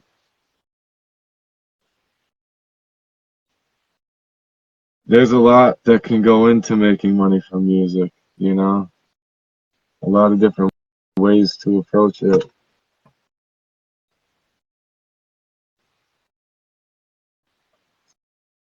So please stop saying that your songs don't sound horrible. You're awesome. The lyrics are great, no matter the beats, and you grew a lot. Thank you. Yeah, I definitely grew a lot.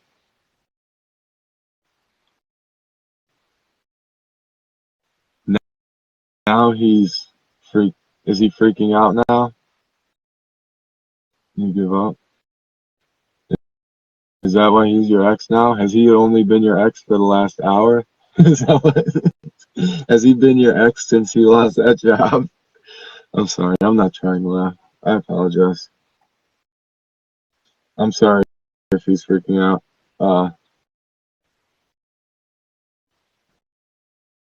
He has great belief. Hmm.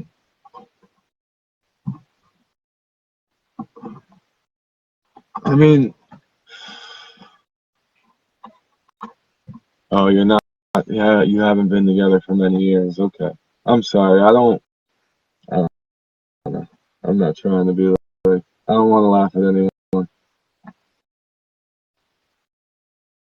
Oh, he has great belief in music. Okay. Right. Uh, he's got to push it. Does he do live shows? Because if he's trying to make money from live shows, that's one thing. One of the easiest ways to establish a career is really just to make instrumental type music, or it could have vocals, but like you can you said no, he doesn't do live shows. Okay, that's fine. I mean, I haven't done live shows in years, and I never made money from live shows. They only cost me money, actually. I just, it's funny, I just posted a picture on my page today from the shows I was doing. That was 9 years ago.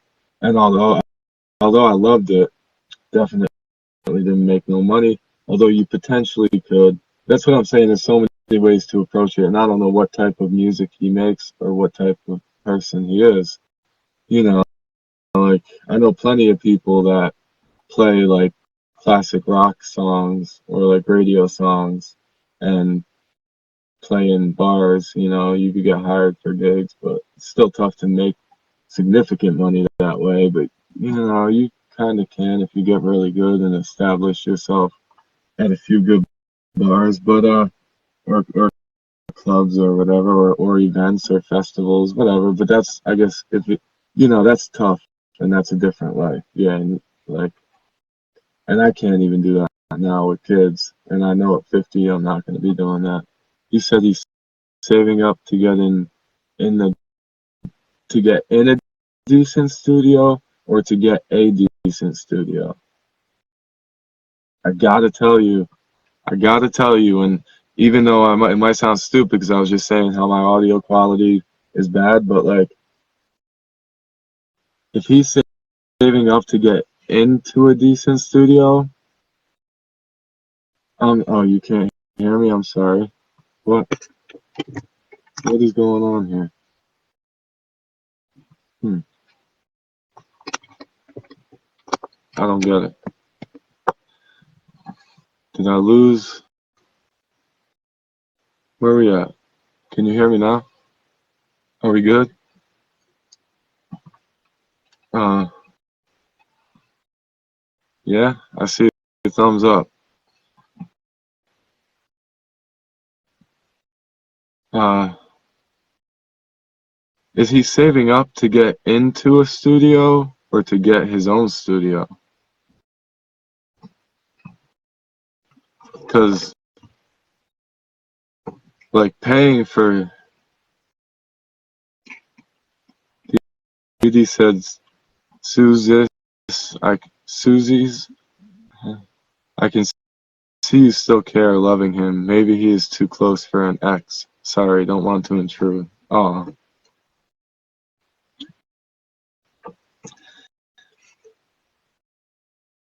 yeah, to get in, it's expensive. Yeah. Tell him don't do that. Uh, that's not.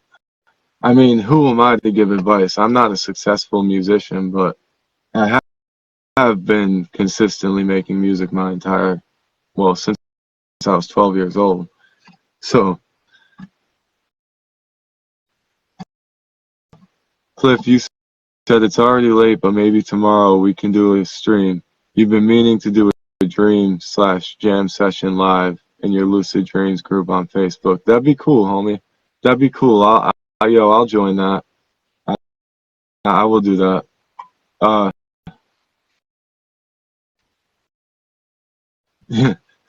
Suzus, you said right. Okay. Like, no. Okay. Hey, you seem like you care, but that doesn't necessarily mean that he's not an ex. Uh, I feel, I mean, you know, you can feel, you could care for people and still doesn't mean that they're closer to you than an ex. Like, doesn't mean that you don't genuinely care for someone's well-being. He's a friend, right? I get it. I get it. No, that's cool. Uh, Tell him, well, please tell him don't save up to get into a studio. That's ridiculous. Uh, this is a rant I could really go on, but like these days, it is easier than ever to record yourself and get quality sound and cheaper than it's ever been. DD said, hey guys, give you a call if we're going live. Okay. Yeah, no, we'll let you know. We will let you know when we do that. I'll make sure we notify you. Hopefully you won't be sleeping, but yeah, we'll let you know. Let's do it tomorrow or something. Let's do it tomorrow. Uh, I don't have. Yeah, let's do it tomorrow.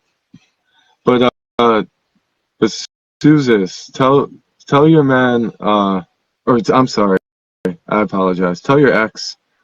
Uh, Studios are ridiculously expensive, and the margin of quality between uh, a multi-million dollar studio and a $200 studio is so small these days because of technology.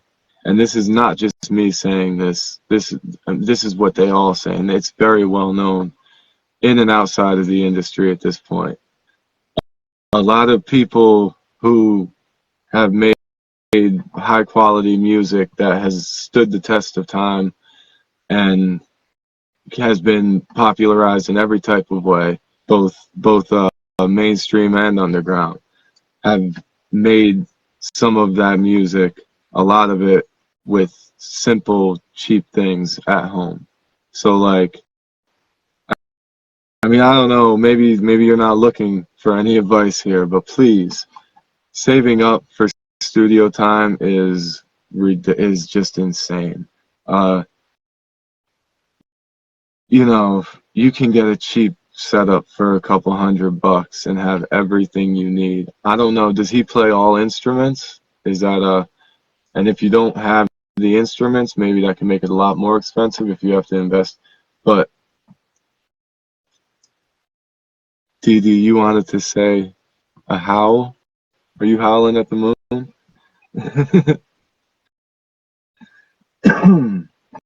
Well, you mean when we have our jam session? That'd be cool. Okay, you said guitar and songwriter. Okay, beautiful. Like, it is so easy to capture incredible quality with a couple $100.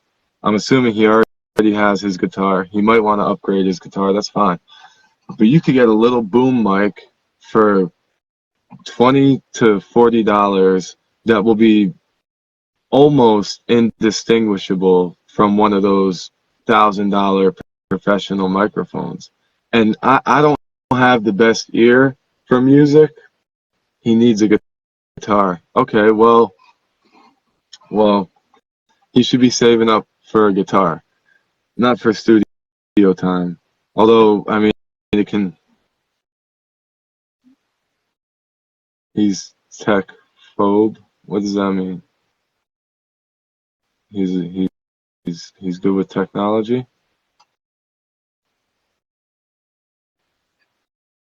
Hmm.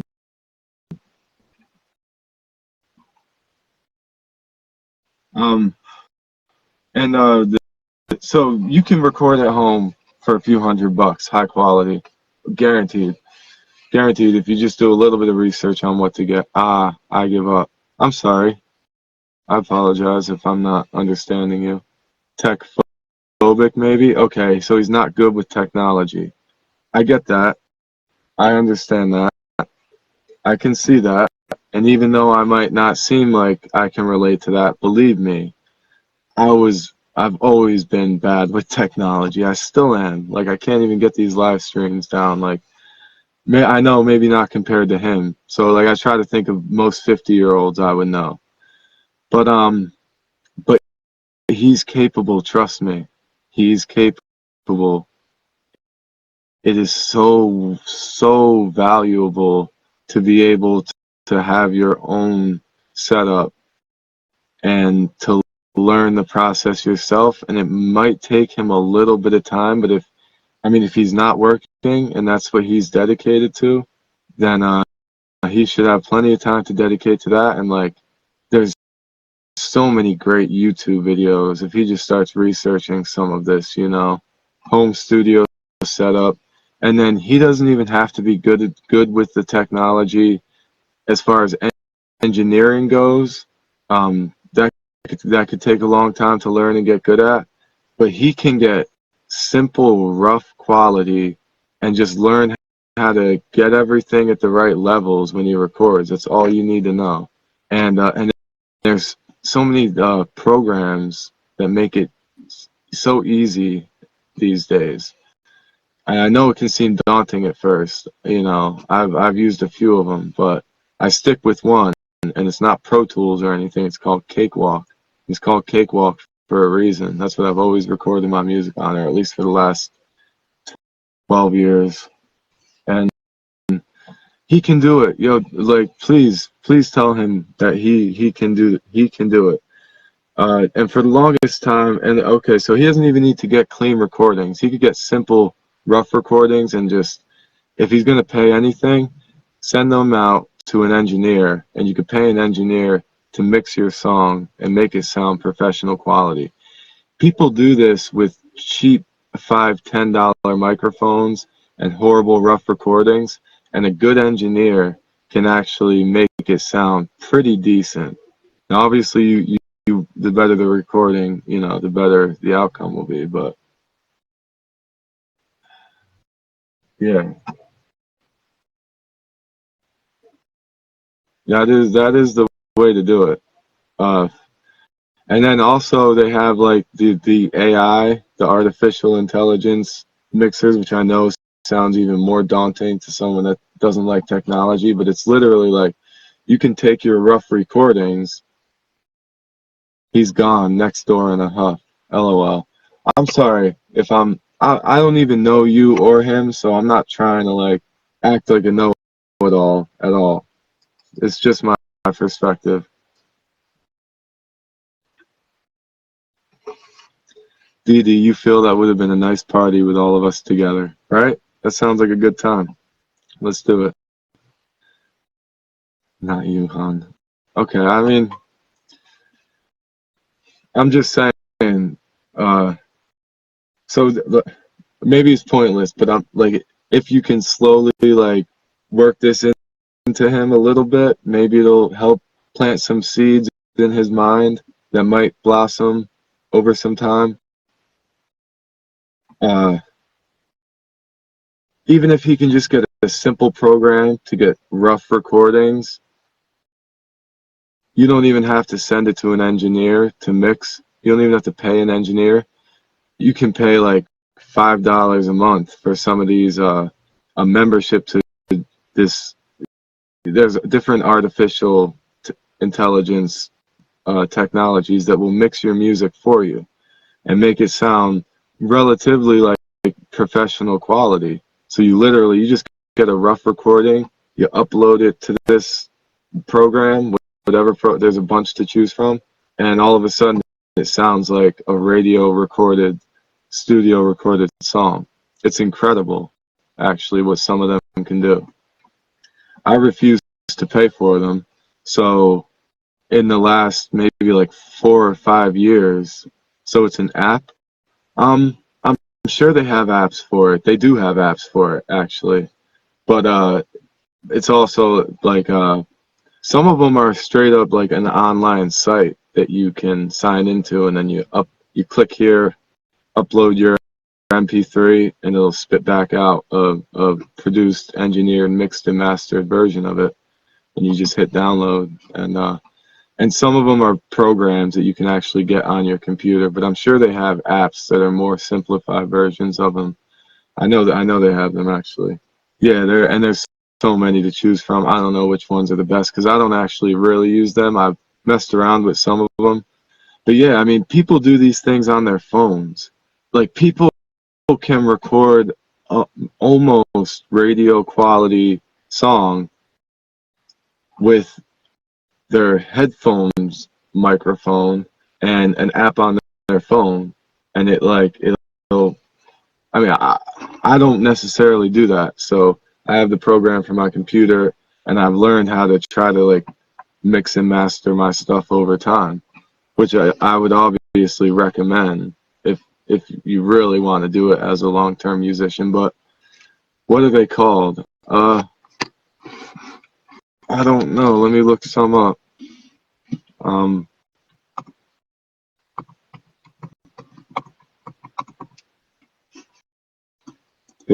know there's quite a few. Okay, yes, this is one that I've used before. It's called a Lander, Landr, Landr, Lander. It's a AI mixing and mastering, free.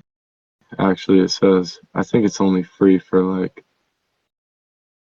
yeah, they have like a free trial or whatever. But they're like relatively cheap. Music Gateway is another one I've tried. Music Gateway is like just online, so you don't even have to download an app or anything. Uh, Waves Waves is another popular one. Now, are any of these in the App Store? Let me see. I'm sure a lot of them have app versions.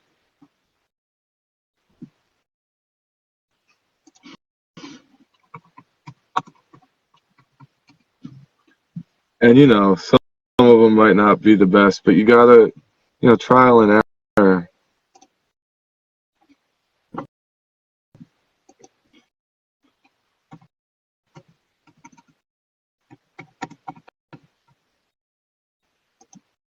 Oh yeah, there's a bunch. I haven't tried. Oh yeah, Lander, Landr. That one. They have an app that you can like download on your phone. And then Mastering Box is another one I see here. There's another one called Audio Master. Another one called Mix Master.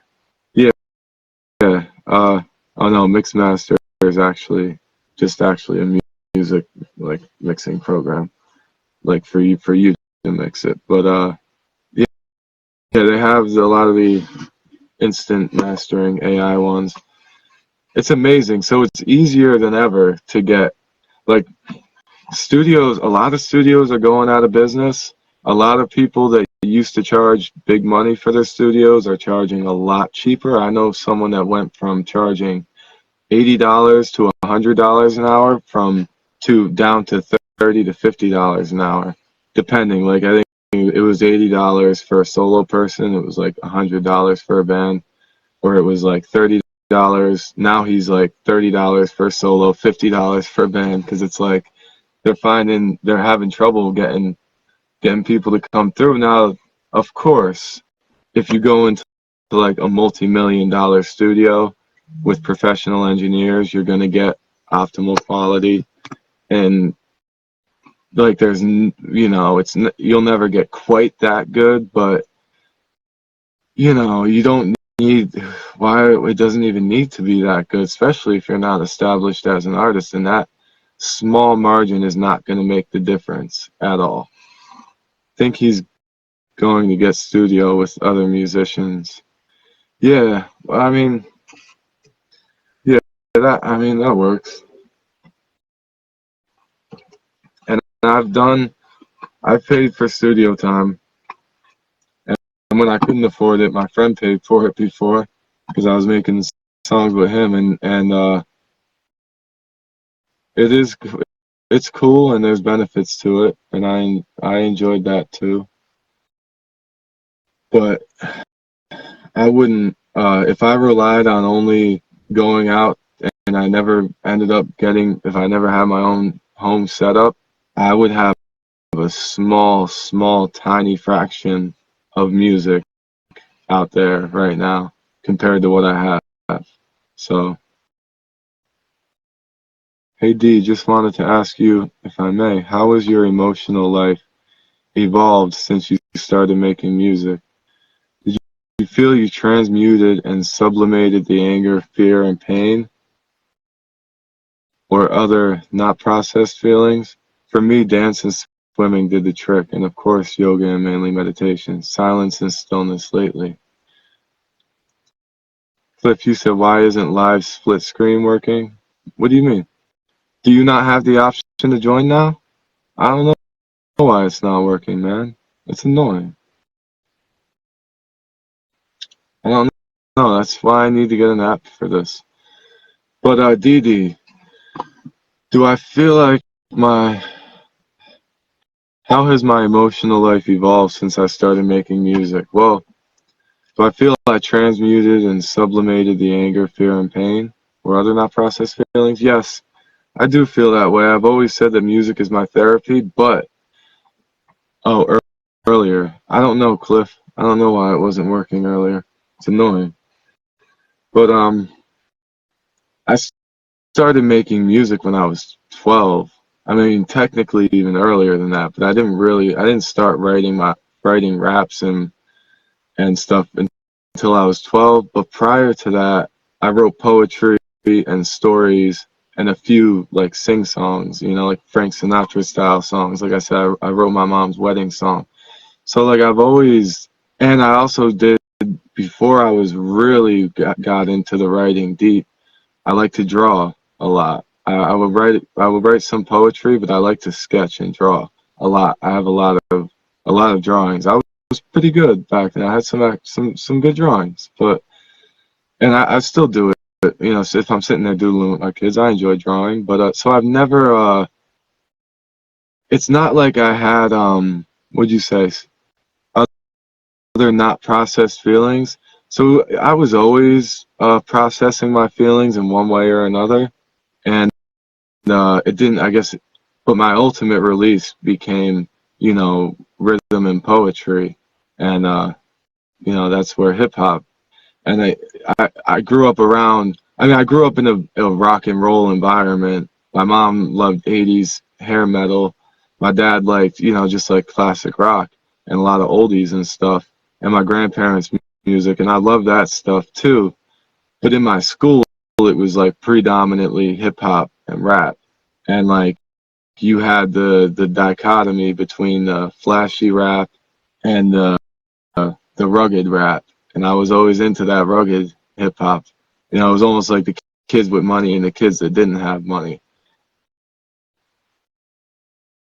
And it's a so at the same time while I was processing feelings and all that, uh, and transmutating that energy or whatever, some aspect of it was kind of just embracing those feelings because hip hop, a lot of it was about the pain. And like one thing about my old songs, especially my youngest days, a lot of them were like breakup songs with my girlfriends, which is corny. But then a lot of it was just like anger fighting music. Like I didn't always talk about this, and I used to do the battle raps. I would battle people, and it was just constantly insulting and completely egotistical, but still therapeutic in a way. You said you said Paul needs to go deeper into shadow work. He needs to embrace suffering and pain. Is that what it is? I don't know Paul enough to say that, but I believe if you're saying that, you're most likely right. Uh, yeah. Uh, to live is to suffer, but to survive, that's to find meaning in the suffering. Yeah, so that he's got to embrace the suffering and pain. And I guess maybe that's what I was doing when I was making those angry songs, but I got through that. My music's not very angry at all anymore, but like Cliff, you said you sense a lot of angst in my music. Man, that really that is a great word to describe a lot of my music, and I didn't realize that till you said that. I was like, because it's not angry, it's not necessarily like happy and stuff like and joyful.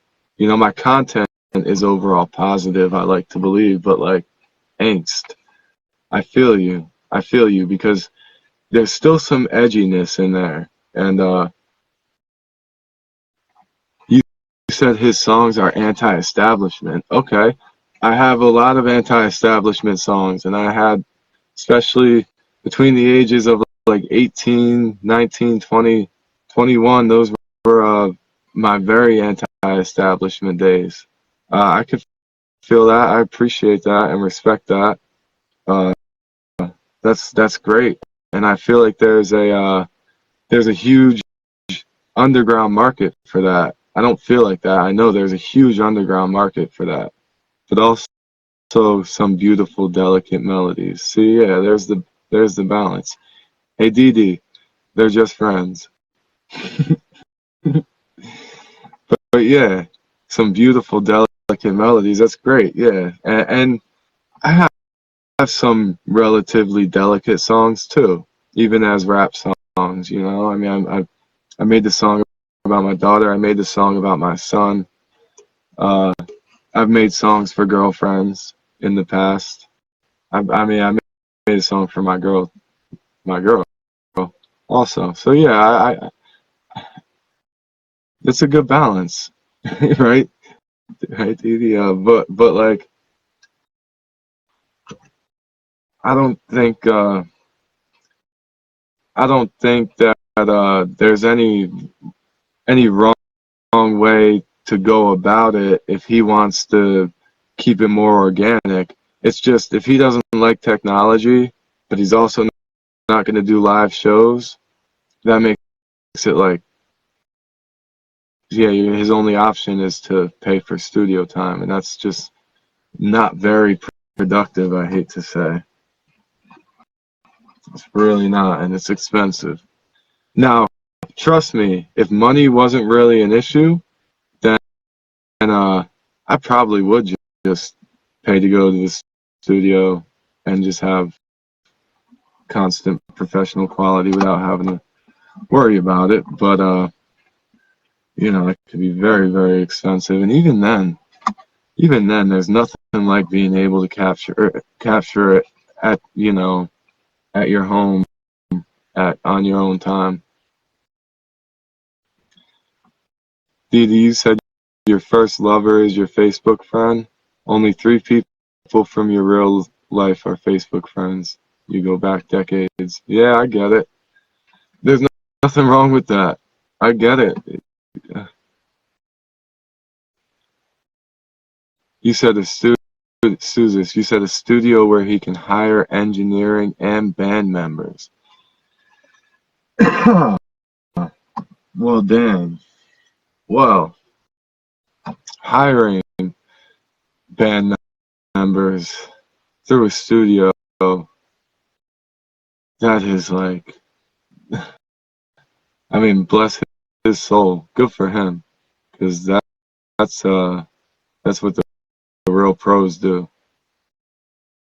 Uh, that's expensive, you know. If you don't have a band that you already vibe with that are willing to just do it with you, and maybe those band members can pitch in for the studio time. Now that might make a little more sense.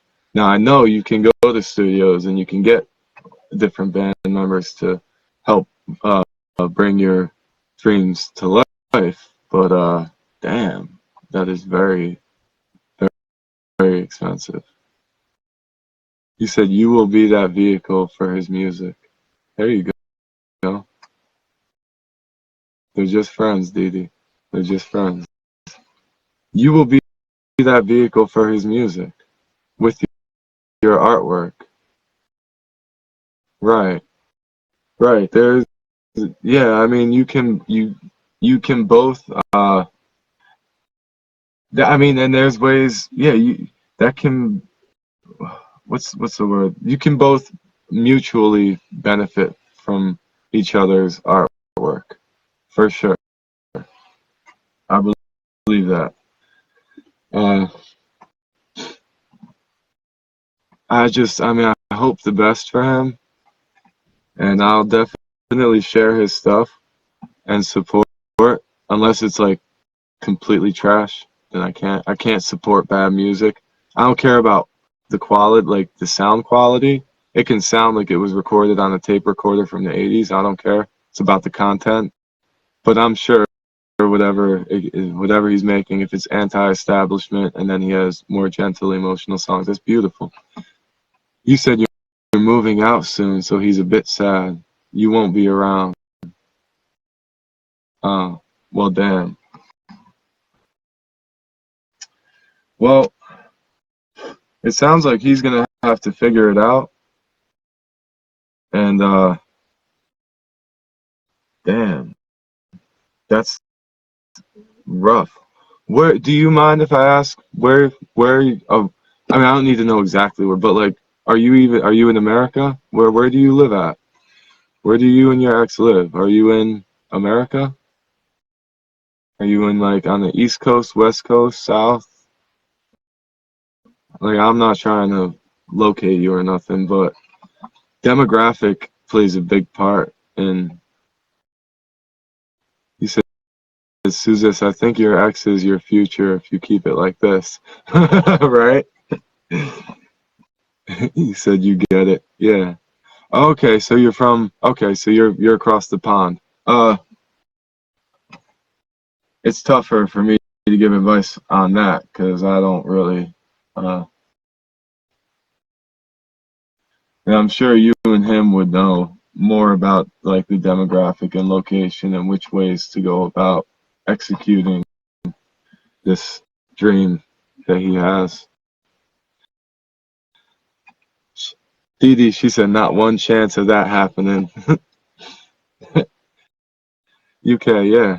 You're over in the UK. All right, well, I mean,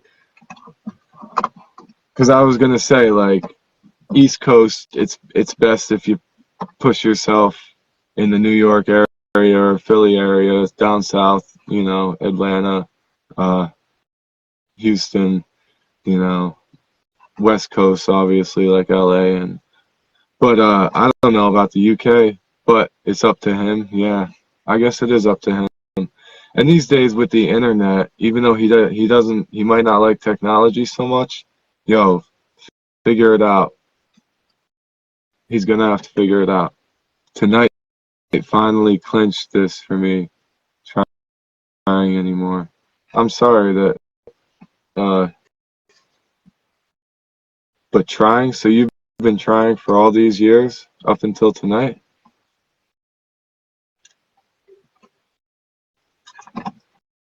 And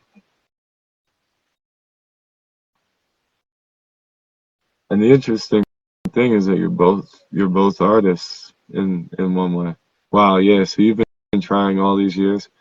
Maybe when he's out on his own, he'll try. Maybe. Sometimes people gotta hit rock bottom.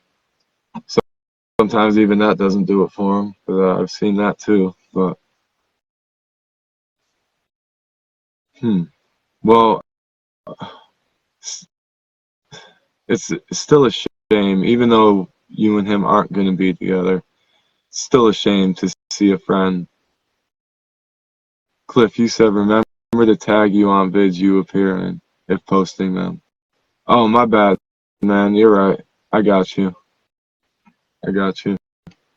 That one I posted today was like very last minute, literally like in between the bathroom and the break room at work when I was trying to go clock out.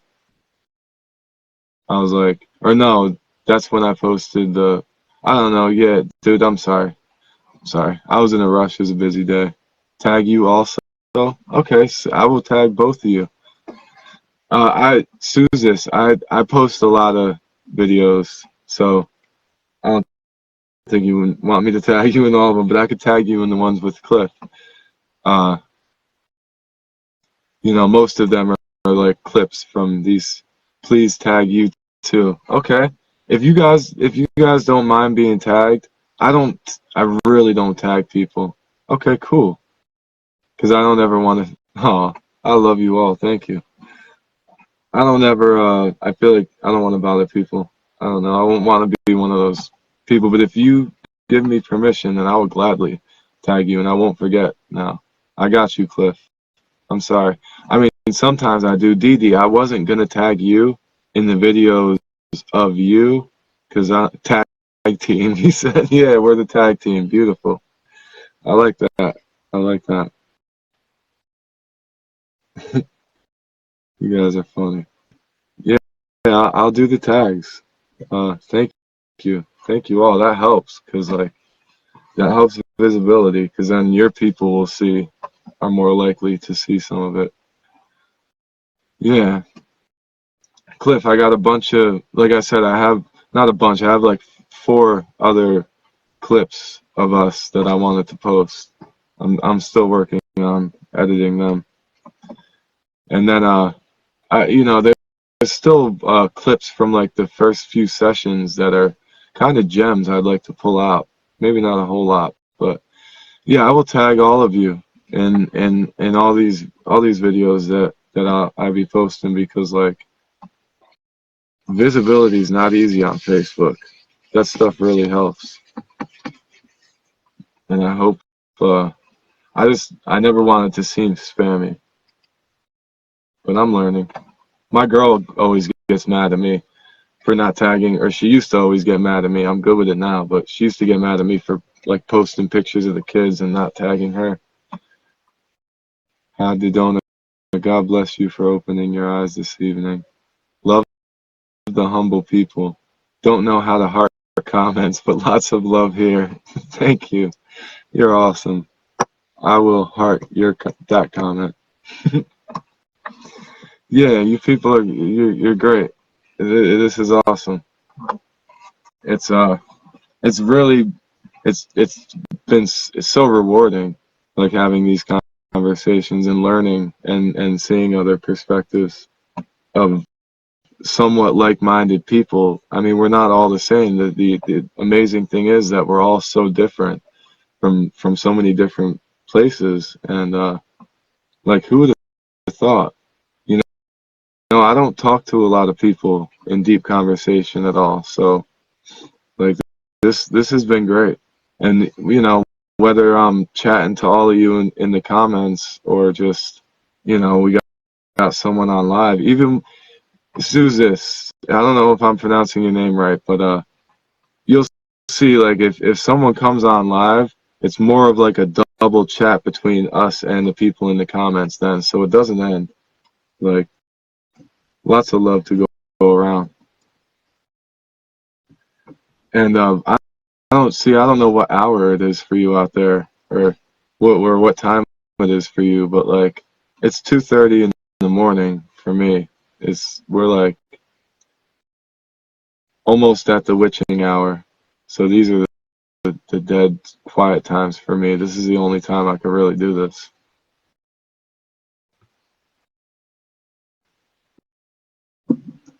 Dream team. Yeah, Cliff, dream team. You said you'd love to go into your dreams, visions. Yeah. Okay, well, it's 7:30 a.m. and you've had no sleep. Damn. Damn. I feel that. I feel that. I'm sorry. Uh, then I understand you probably had a rough day / night. And I see what's going on. And Dee, you said it's 9:30 a.m. there. Okay, wow. And Cliff, what time is it for you? Just throw it up. I'm gonna do the math real quick. Is it around 10:30 for you, Cliff? 10:30 at night?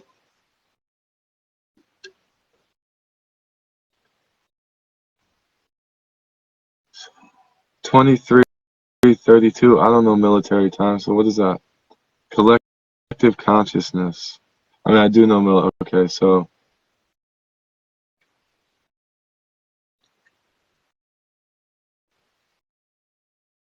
collective consciousness. But glad I got the vibe to hop off YouTube and join this live. Yeah, you got the vibe. Did you were on YouTube watching, you were just surfing YouTube and joined this live? That's awesome. Because I plan on doing these lives on YouTube as well. I want to live stream to YouTube all at the same time. That's my goal. I was supposed to be on here and on TikTok, and then next I was going to do this TikTok and YouTube all at the same time. But I didn't figure that out yet. But yeah, that's cool.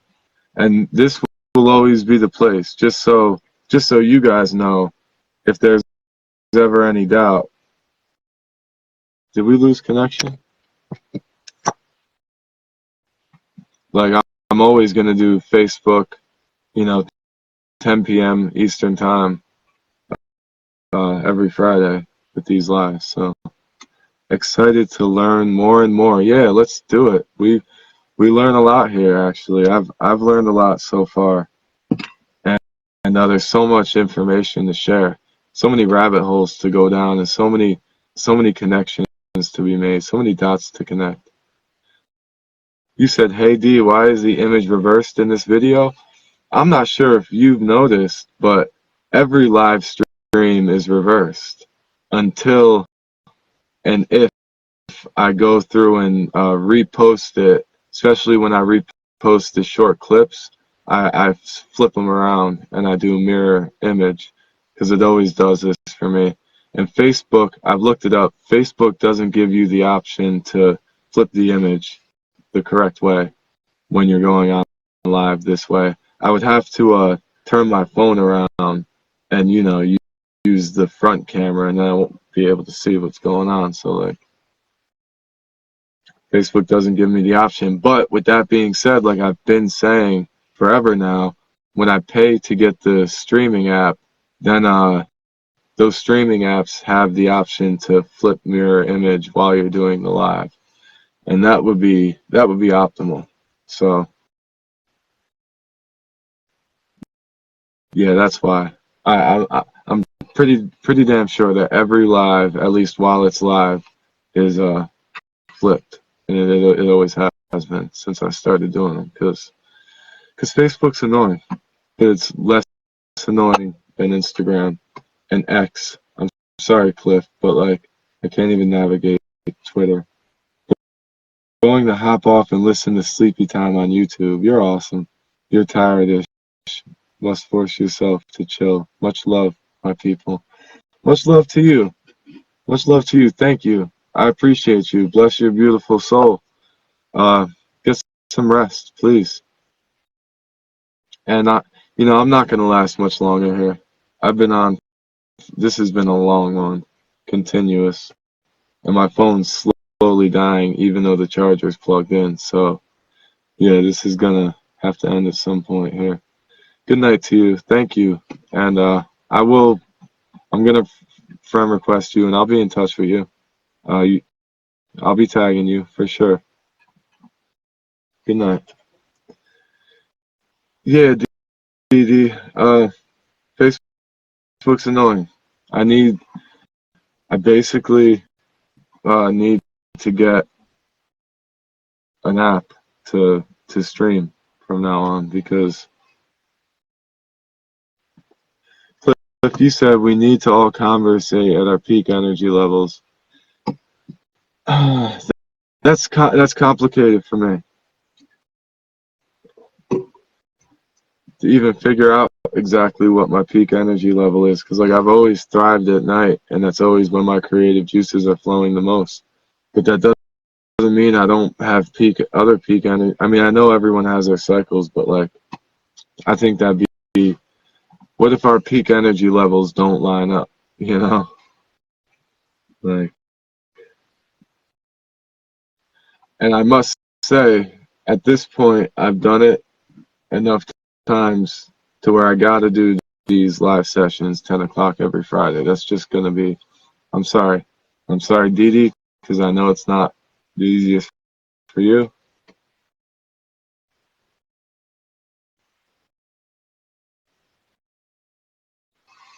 If I want to call off the night, it's okay. I need to catch up with sleep. You talking to me? I don't need to catch up with no sleep. I slept good the last 2 nights, but yeah, Cliff, we can. I mean, what is your peak energy level? What time is your peak? What day? I don't know, 'cause it's tough for me. Like a lot of it is dictated on what the kids' schedule is looking like. Between my one son doing fencing, my daughter's dance, and my other son's soccer, and appointments and laundry. Like it's like I just have to do these things when I get the opportunity. I'm sorry. Like I wish I could like pick and choose more times, but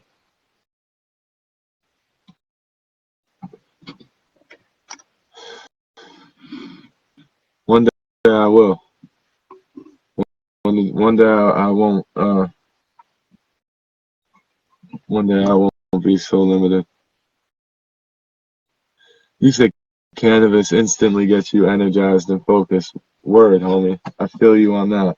Me too.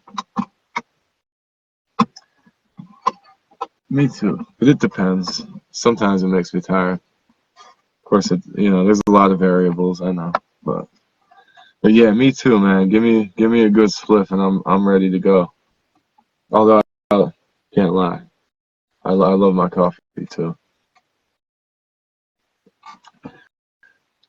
Not necessarily because it energizes me. I'm the type of person that can drink 3 cups of coffee and go to sleep, you know, and sleep well, and wake up feeling well rested, So that's just me.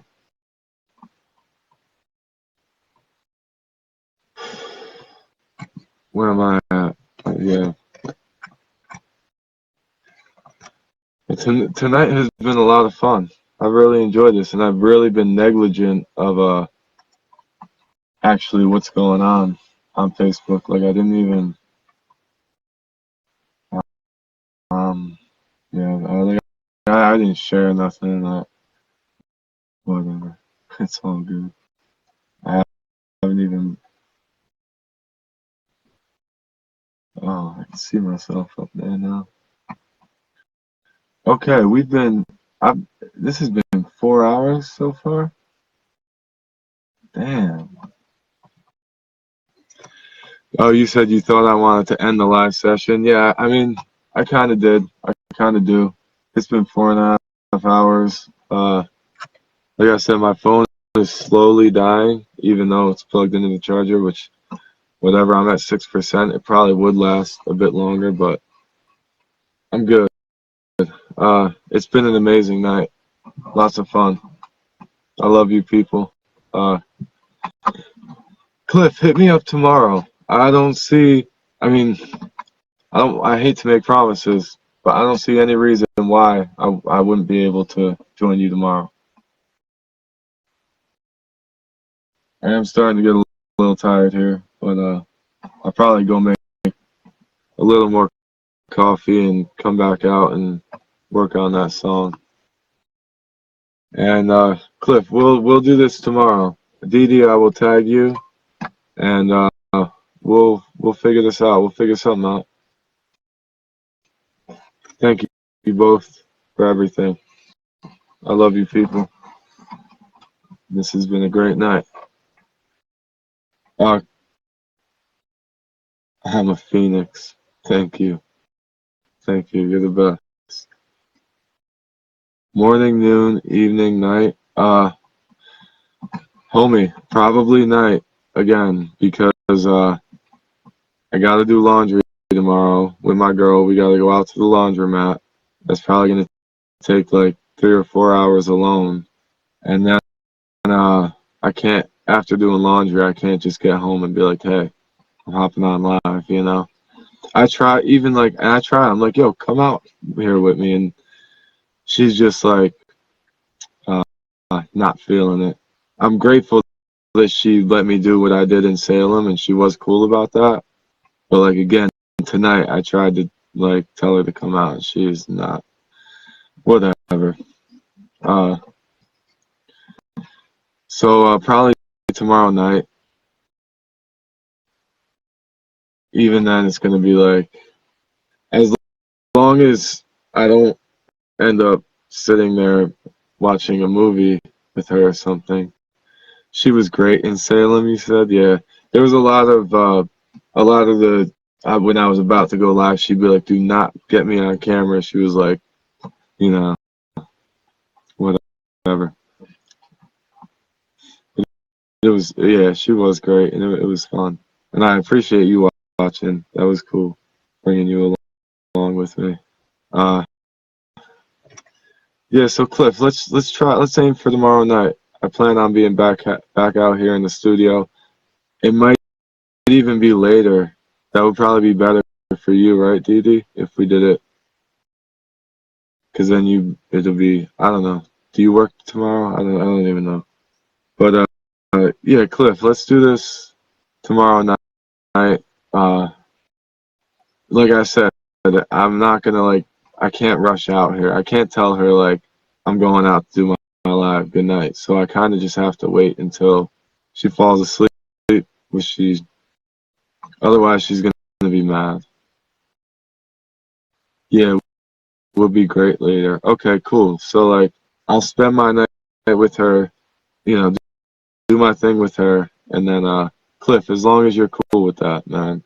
As long as you're cool with being up late tomorrow. Uh,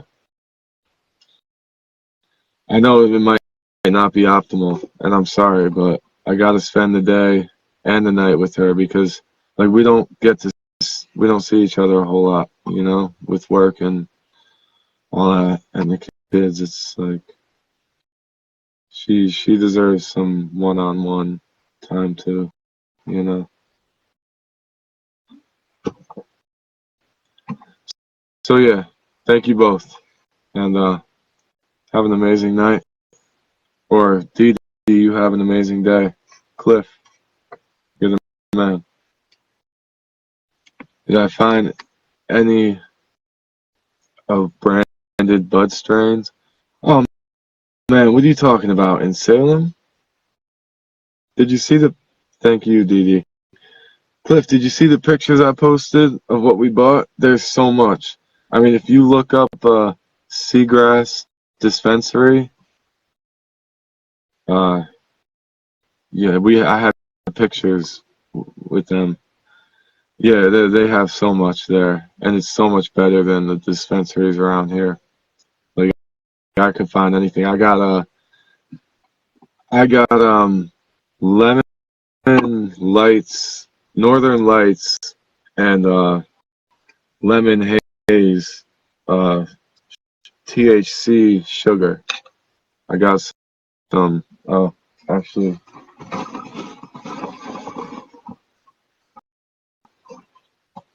yeah, actually, I don't have it on me. But oh, the brands you told me about, dude. I'm sorry, but I forgot. I remember you telling me a bunch of brands, but like, I didn't remember them off the top of my head. There's so many brands out there. You know, my old neighbor, one of my friend, I still go see him often enough, and he's always showing me all different types of new brands, and it's just like, I'm sorry, I can't keep up with it. When we went there, we were mostly looking for like stuff for her mother, you know, those vape pens for her mom, because that's all she can really use. I apologize, Cliff. And there's just so much there that I was just like enthralled. You walk in, they have free samples of gummies, like THC gummies. They were like not not weak ones, you know. And they didn't just give you a little piece. They would give you like a little cup with like 4 or 5. Oh, Cali Bud, I followed them in X2. Cali Bud, dude, I don't recall, and I'm sorry. But you could, I mean, I could look up their website right now and tell you if there's any of that brand on there. Other than that, I'm still just hitting up my homie down the street. So that was just luxury. Shit is expensive. from the dispensary, man. Crazy expensive. And I appreciate it and I support it because, you know, I know they use the tax dollars and there's a lot of benefits to it and whatever. But I can't afford that regularly. So, all right, man, I'm gonna get out of here. Good night. We will talk tomorrow. I'm gonna work on this song, and I wish all of you the best. I will be sharing this. I might even tag both of you in this video once I close it. So, sweet, sour, savory dreams. You're the man.